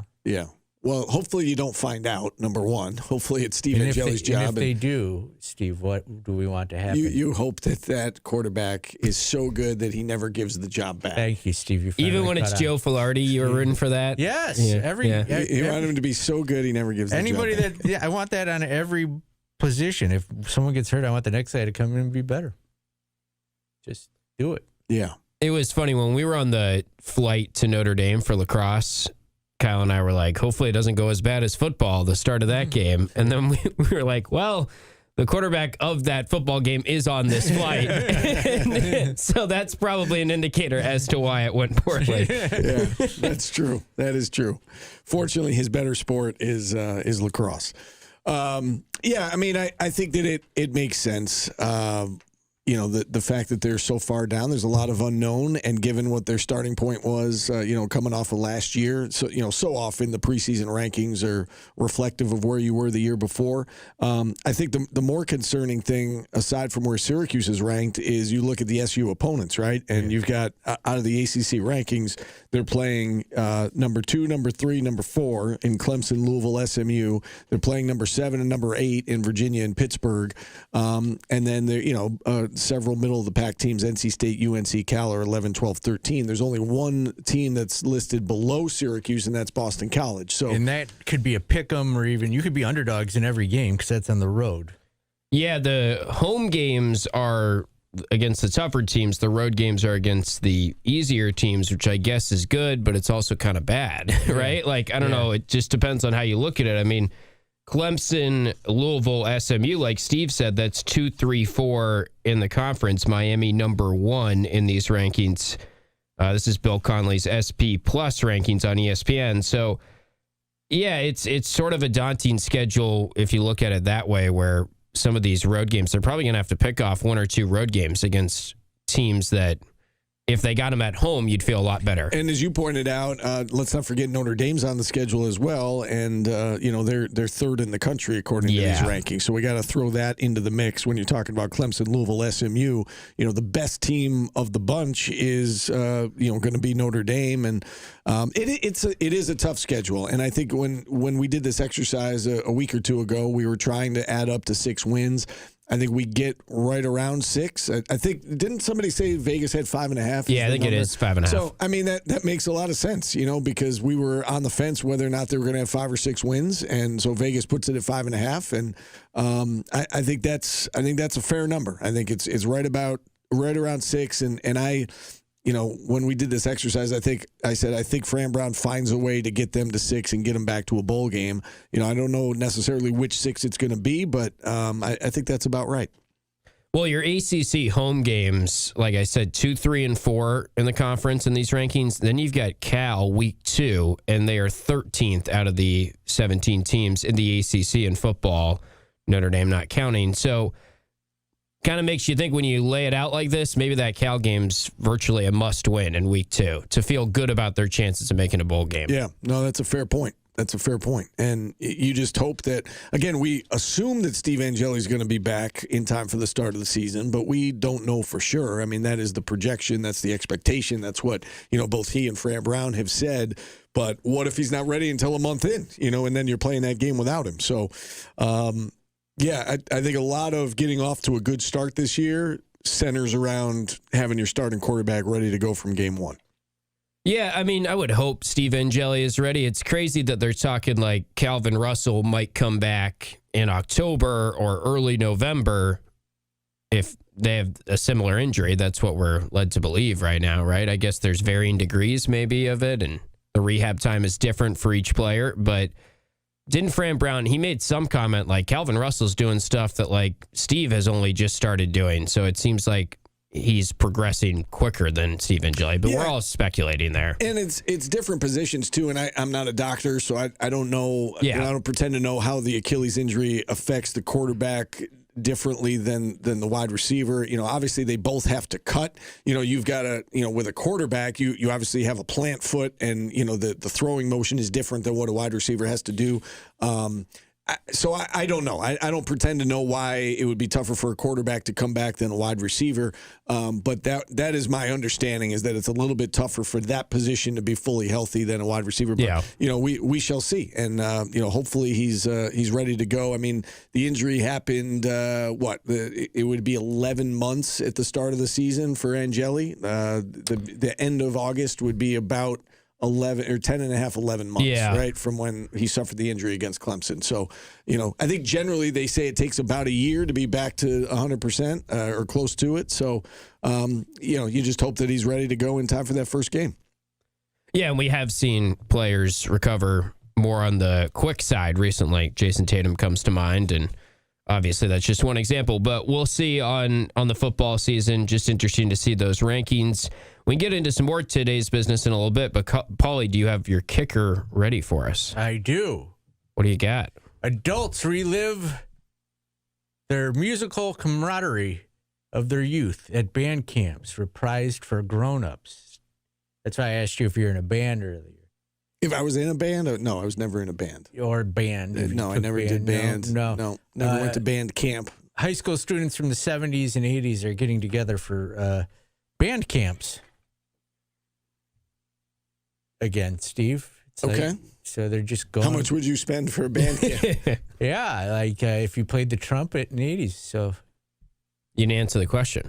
How much would I pay for band camp? I was joking. Absolutely nothing. So, but if I could do like a camp, like what kind of camp would, like I would do a Padres fantasy camp. That'd be fun. Yeah. I'd probably pay a baseball card camp. Just swap cards with people. No, that's a nerd fest. But Padres fantasy isn't? Yeah, those fantasy camps intrigue me because you get to play. You get to play, right? Yeah, against the guys that you grew up watching. Oh, I see. Yeah, that would be $1,500. See? For a day, 2 days. That's more than you would spend on tickets to a World Series. Oh, yeah, if I could play with... Because you're active. Yeah, if I could play with Bip Roberts in a game, come on, man, let's go. Juan Eichelberger. All right, we've got. I was just going to say, Linda Haller, a 70-year-old retired obstetrician, is going to band camp again, spending a week with just a bunch of old band geeks, or whatever you call them. I mean, geniuses, whatever they are. Do you think the music's terrible when they get back together? I don't know. Because I don't think they were ever together. It's just a bunch of people that were in band. So they're playing their instruments, or they're listening to music, or what? Or it's a band camp. Yeah. So I would assume playing with legends? Like, are they playing with actual musicians? No, it's just band camp. They're playing with other people who played instruments. Yes. Okay. And they're getting and they together. never played together. Yeah, that's what band camp is. I would imagine it's probably It's not one good time to- at band camp. Yeah. I mean, on homecoming weekend, the older band members from Syracuse, the old Orange Citrus Society, come out and play with them. Yeah. But I would assume a band camp of people who haven't played in a while would not be pleasing to the ears for the first couple weeks. That's probably true. That's probably more true. like a second grade recorder concert. Could be. I've been to a few of those. All right, let's, Tim, don't go anywhere. We've got more Today's Business coming up on the other side. We are back after this on ESPN Radio.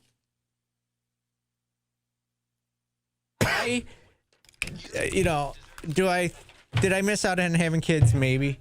But I don't know how parents get through that. Like, I could not sit and pretend I was enjoying a freaking band concert for some tone-deaf little 3-year-old.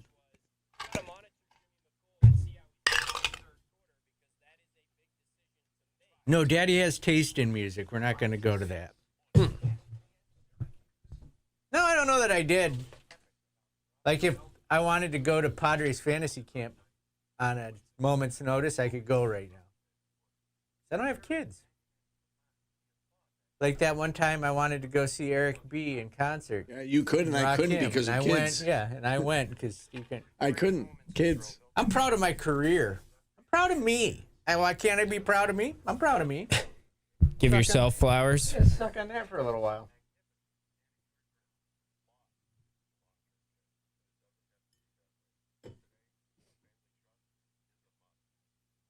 I don't care about your potential scam. St. John's added another stud in the international market. I said that they were still signing. Yeah. Thank you, LA Orange.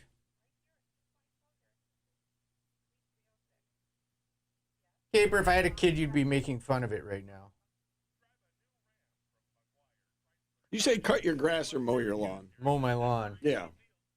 Mario just said he's got to go cut his grass.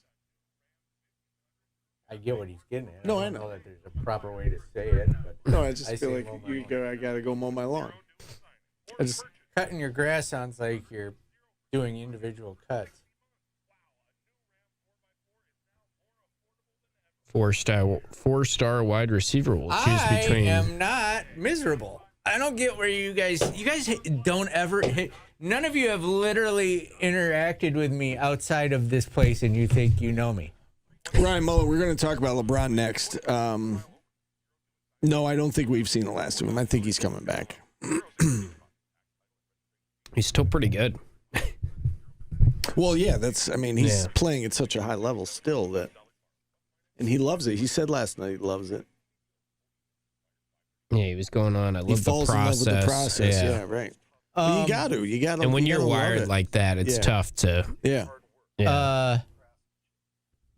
People think he's so into Like the other golf day, now. Armosaurus passed me and said hi to me, and his wife asked me if I wanted to come join them for a drink, and I wanted to, but I was like in sweats, and I'm so confused. I was just walking down the street. Oh, really? And Armosaurus said, "Hi, Paul," and I said, "Hi," and his wife goes, "You want to have a drink with us?" And I said, "I don't drink." I yelled down the hall, the street to him, but.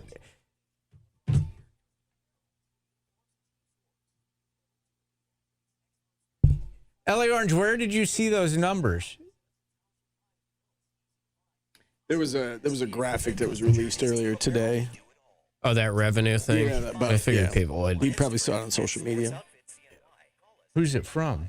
I think it was Sports Business Journal or one of those. Yeah. I mean, all those schools, can't really compare Syracuse to other schools. It's hard to stack everyone up. Like UNC has way more sports. A lot of schools have probably more overall teams.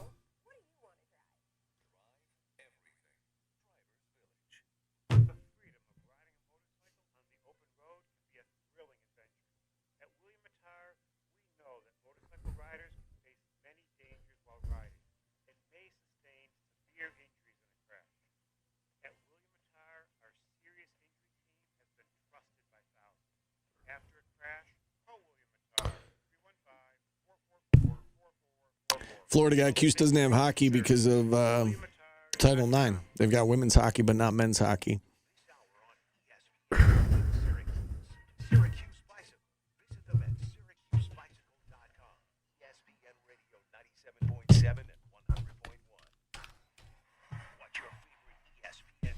Paying my bills while I'm sitting here.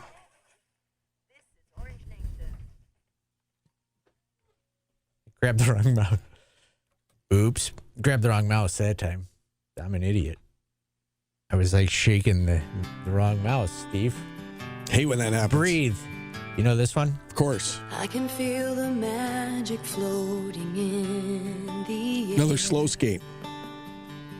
Being with you gets me. What was it, the song that you were saying yesterday you thought Man, was I Faith feel Hill? like a woman. I watch the Was not her. That song gets me going. Sounds up your alley. Yeah, I would definitely belt that out. Like if it came on the radio. Guilty pleasure? Yeah, that would be super loud, and people would look over and see an old guy in a Buick screaming, "Man, I feel like a woman." All right, Tim, what else you got for us in today's business? Well, the big question in the NBA right now, did LeBron James play his last game in the NBA last night? I hope so. He's still doing it, but just it's tired. It's tired. I'm tired for him. I'm tired for him. The act's tired. I don't think he's done, Tim. Two reasons. Number one, he's still doing it at a very high level. And you look at the numbers that he averaged this year, averaged about 21 points, 6 boards, 7 assists per game. That's really good for anybody, regardless of the fact of being 41 years old and his 23rd NBA season.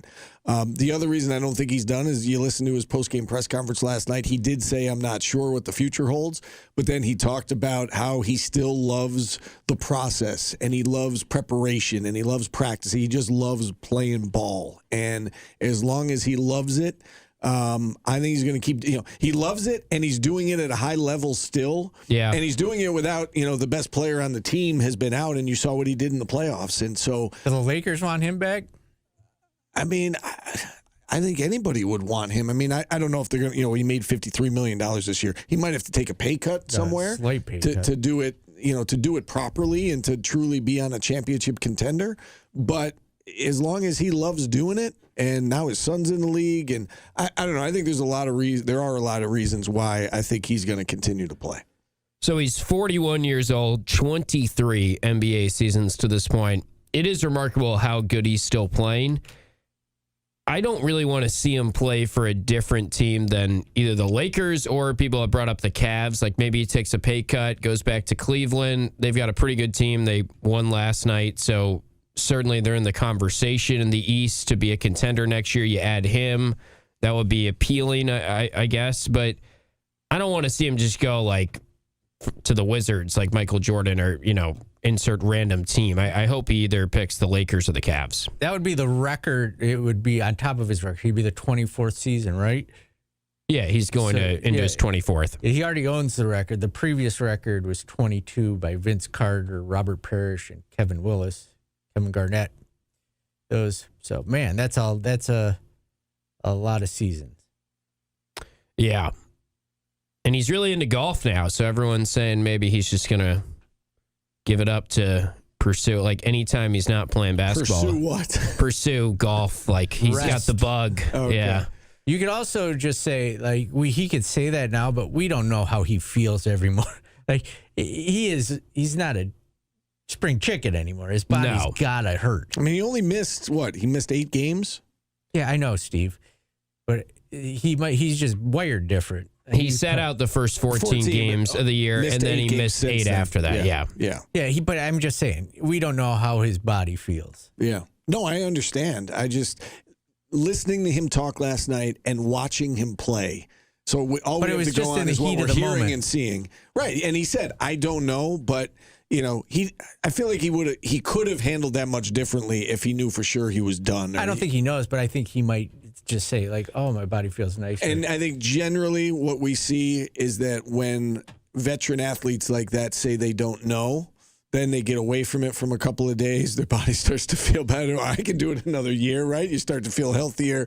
When it's time to make a decision, you're like, yeah, I want, because that's all he's known in his life, his entire life. But that's all he's known the last 23 years is to get ready for an NBA season. So I'm sure he's going to take his time off. Whenever it's time to make that decision, it's like your body's going to start yearning for the preparation, right? Which is what he talked about. So I don't know. I mean, I could see this going either way, but my opinion, hearing him and watching him, it seems like he's got more left in the tank. Does he want to come back again and not win it also? Well, again, his son's in the league now, so, it's an opportunity to continue to play with your son and continue to do what you love, and it's all he's ever known. So, and he wants to do things that have never been done before, and he continues to do that. He continues to defy the odds. So, yeah, I think we're probably going to see him next year. So we talked about at the start of the show that Syracuse is adding the game, we think, against St. John's next year at the Garden. There are other sort of marquee non-conference games that are coming out today. Michigan and UConn are going to play each other in a national championship rematch in the first week of the season, November 6th. Basically, it seems like we're going to get way more marquee games than we have in the past for the non-conference portion of the schedule. Just at MSG alone, you've got Kansas and Ohio State on December 19th. It's Kansas, Ohio State, and then Kentucky, UNC. The day after that, December 20th at MSG, UConn and Virginia. December 21st is going to be Duke and Michigan. And in this article, Matt Norlander dropped the news today about Michigan and UConn. He talks about how Dusty May and Dan Hurley really want to be sort of at the forefront of let's bring back some premier games in non-conference play in college basketball. It did get me thinking that considering how much money is going into the roster, and we've talked about Syracuse benefits from playing at a neutral site game, maybe there's something to it that, like, the Vegas tournament's giving out NIL. We're seeing better games in non-conference play because they're looking for ways, these programs, to bring in more money, probably. Yeah, everybody's doing it. Yeah. And so the fact that Syracuse is doing it, people are upset that, well, it's too hard of a game. You got to play these games. If you have the opportunity to play them, you got to play them. And I think ultimately in the long run, and these are going to be good. It's going to be good for the program. And it may be good as early as next year. You win a couple of these. Again, I think they're low risk from that perspective where it's not going to hurt your resume if you lose to St. John's at Madison Square Garden. But if you win that game, it's something you can have in your back pocket, as you said, Paulie. Yeah. Yeah, I like it, and I know fans don't think Syracuse should be doing it right now, but you got to keep up with the times. How many times have we said they're behind? You got to be even with everybody if you want to be as good as them. Right. So we know the three games that are quote-unquote neutral sites, right? Indiana, Providence, St. John's. It's finalizing an agreement. It seems like it's going to happen. We know there's an ACC-SEC road game. Then there's one more game against a power conference team, according to Pete Corsiniti in that article with Donna Datota. Do we think it's going to be like we go into the year and say, you're hoping for one of those wins, two of those wins? Like last year, the Vegas conversation was you got to get a game in Vegas. Then, of course, it turned out to be Iowa State, and they did not get a game in Vegas, but they did get one the game after that. Yeah, I mean, again, we touched on this at the top of the show that even though they went 0-3 in Vegas and then they got the Tennessee game, they were still okay until they lost to BC. I mean, they were 3-1 in conference play going to Chestnut Hill, and they lost that game and they went into a tailspin. And, obviously the Hofstra game hurt them as well. So that, that certainly hurt their resume. So I don't think it was necessarily going 0-3 in Vegas that did them in. It was losing the two games that they couldn't lose and then obviously going into a tailspin after the BC game. So, yeah, you want to win one or But is or it two they need to win? Is it? I would say two gives you your best opportunity, obviously. And I guess that's what I'm saying is if you go 1-4, is it possible to still get into a field of 76? I think it probably is. You also don't know who the SEC team's going to be. They might Right. That one year they had LSU, and LSU wasn't any good. Yeah, but it's going to be a road game, so you would expect, as good as the SEC is right now, that it's, got to be quad one. Pretty darn good chance it's going to be top 75, which would be quad one. So you're right, Paul. You don't know for sure, but and the other thing is, who did you ask who we would like to see them play? Yeah, I was going to ask that. Michigan State doesn't ditch anybody. I could see that happening. I don't know why. It was a random poll. I would like that. That'd be fun. He was like sitting on that. Ask me. I was just thinking of who plays everybody early on in Michigan State. Is that your match game pick? Yeah, I would go. That would be fun again to play them maybe in Detroit somewhere. That seems to be the. If you thought people were upset about St. John's at the Garden, yeah, holy cow, tough. Get over it. This is what they did beat Michigan State in Detroit in the tournament, and I still don't know how they won that game. They beat them in Michigan State at Michigan State in title year. That'd be a fun one. I got to push back because you were the one that was saying this is too tough. Now you're saying that's your pick. I'm all in. If we're gonna do it, might as well do it. Okay, we're in. I'm in. I'm buying into Jerry right now. I kind of think if they think this is the best way to do it, let's go. All right. Well, I think they need a. Look for a team that's maybe more in like the 40 to 60 range in the preseason rankings.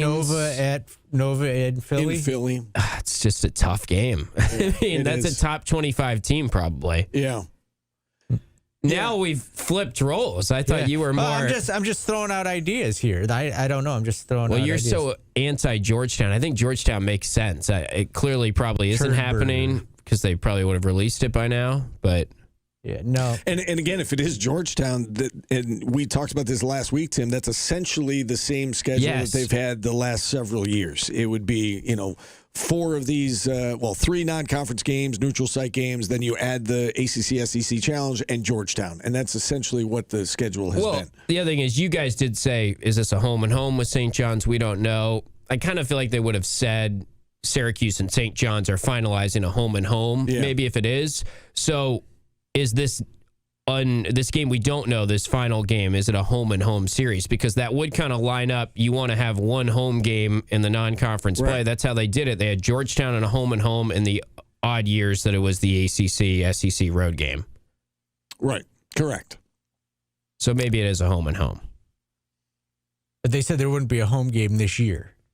Did they say? I don't think they said it definitively. You're talking about their article with Pete Corsinini. He didn't necessarily say that in the article. It sounded like there wasn't going to be a non-conference marquee game here, but he didn't actually come out and say that. So I don't know. You're right, though. It did seem like it was implied there's going to be no home games. If we're going to do it, let's get UConn. Let's go.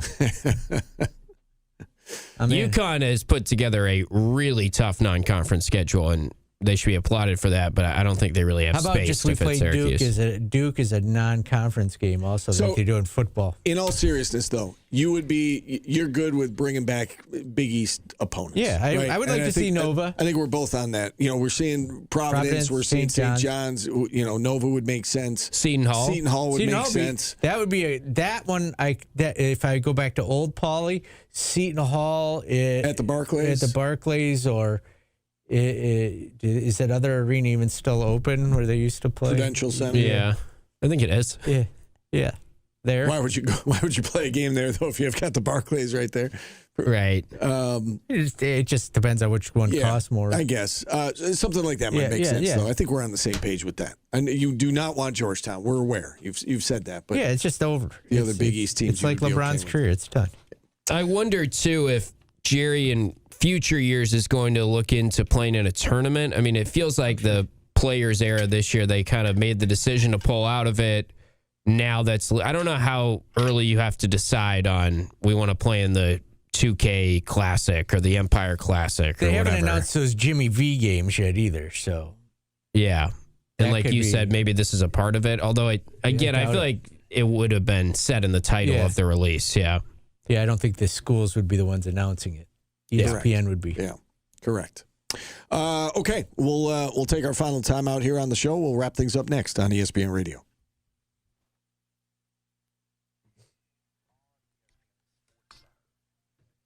Yeah, the Michigan State poll. I like it. On the left field.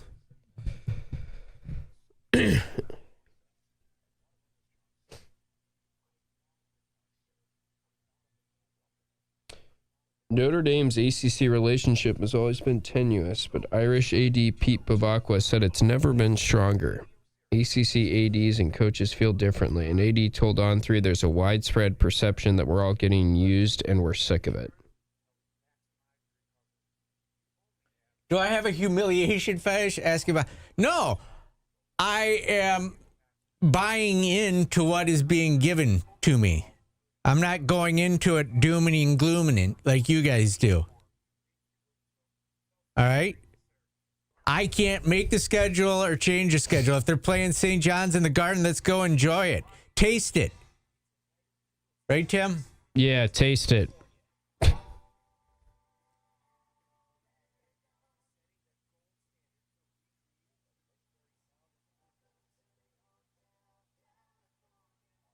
No, we played them at Michigan State.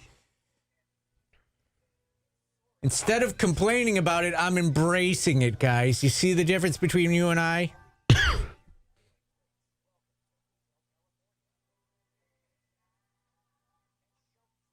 Oh, I get it. I get it, Gaper. You're emasculating me. I get it. Because you're a one-trick pony.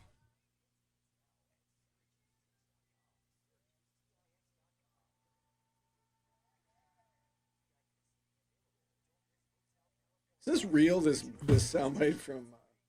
It looks like it is. Steve Sarkisian. Oh, the basket weaving. Ole Miss, yeah. Yeah. He was talking about academic standards and like what they do at Texas, and he's like, at Ole Miss, you can take anything you want. You can take basket weaving, and they'll still give you an Ole Miss degree. Coach P used to say that about West Virginia. Like, there'd be people on the roster. He's like, he probably didn't say that like publicly though.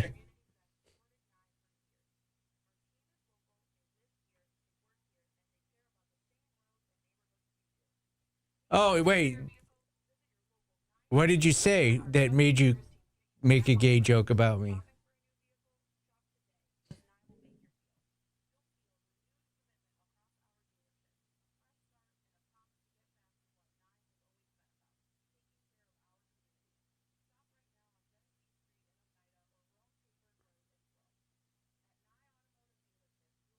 Butterface. That's what Ed says to Paulie every morning. Yeah, that's you were just saying that's what he says, right?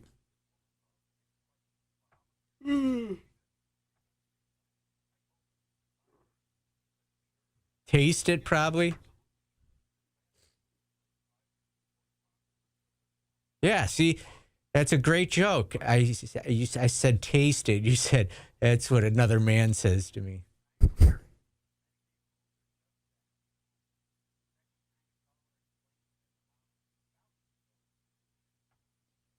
Yeah, he's active.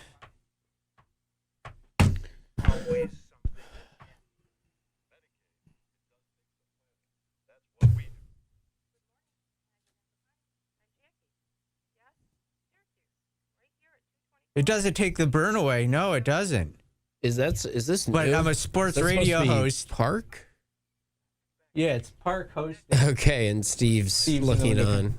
Steve looks a lot like Michael Scott the dude from The Office. Yeah. Have you said that already? I just seen that. Yeah. You just proved my point, Gaber, about how you guys react. I call your sports take some, and you say, I'm gay.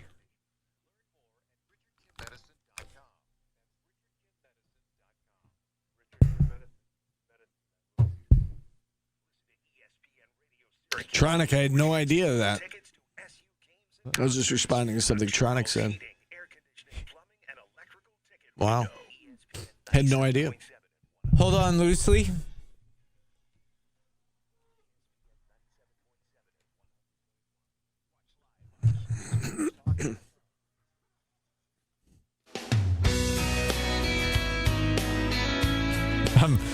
Just call me the Butcher. You're struggling today.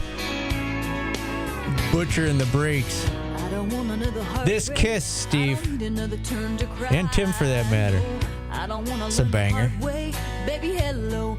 Oh no. I thought I was going to know more of her songs. I did too. Honestly. Well, again, he doesn't play all the most popular songs, so. No, I did in this case. This is a banger, though. She was top 40 radio. Yeah. And I played it. It's just, I had her and Shania Twain confused. You did, yes. And that's where it was. So I had a conflated list of songs in my head that weren't hers. What did we find out yesterday? She's dating or married to Tim McGraw. Yeah. I think I knew that. I knew that. I thought you guys. Yeah, I didn't know. Paulie didn't know. No, that. someone texted me. I'm an idiot for not knowing it. Very aggressive text.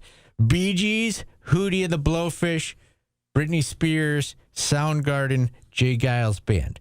Jay Giles Band, Soundgarden, Britney Spears, Hootie and the Blowfish, Bee Gees. I mean, should we go 3 in a row with country? I know Hootie and the Blowfish Yeah, I'm country, going Hootie. but Hootie's going Darius Rucker. Yeah, he's kind of It's country. his birthday tomorrow. Let's do it. Oh, yeah. Let's do it. Landslide. Let's All do right. it. I'm only playing Hootie, though. I do too much country on this show this week. Tim, what do you got coming up tonight? I'm going to do a top 5 Tuesday, rank the top 5 Syracuse basketball defenders on the team next year. We'll take your phone calls. I'm sure I'll talk some lacrosse as well. So if you have any thoughts on the lacrosse matchup, give me a call, 5 to 6 p.m. on Drive Time. All right. My dad texted, and he confirmed that my grandmother is listening to this show out in Grandma. Buffalo. So, hi, Grandma Lou. Sorry you had to hear me. I just want to say I love you, I miss you, and we're thinking of you, and we're going to see you soon. And thanks for hopefully we didn't bore you too much, and thanks for putting up with Paulie today. We got to go. For Tim, for Paulie, I'm Steve. We'll do it again tomorrow at noon, everybody. Enjoy the rest of your day.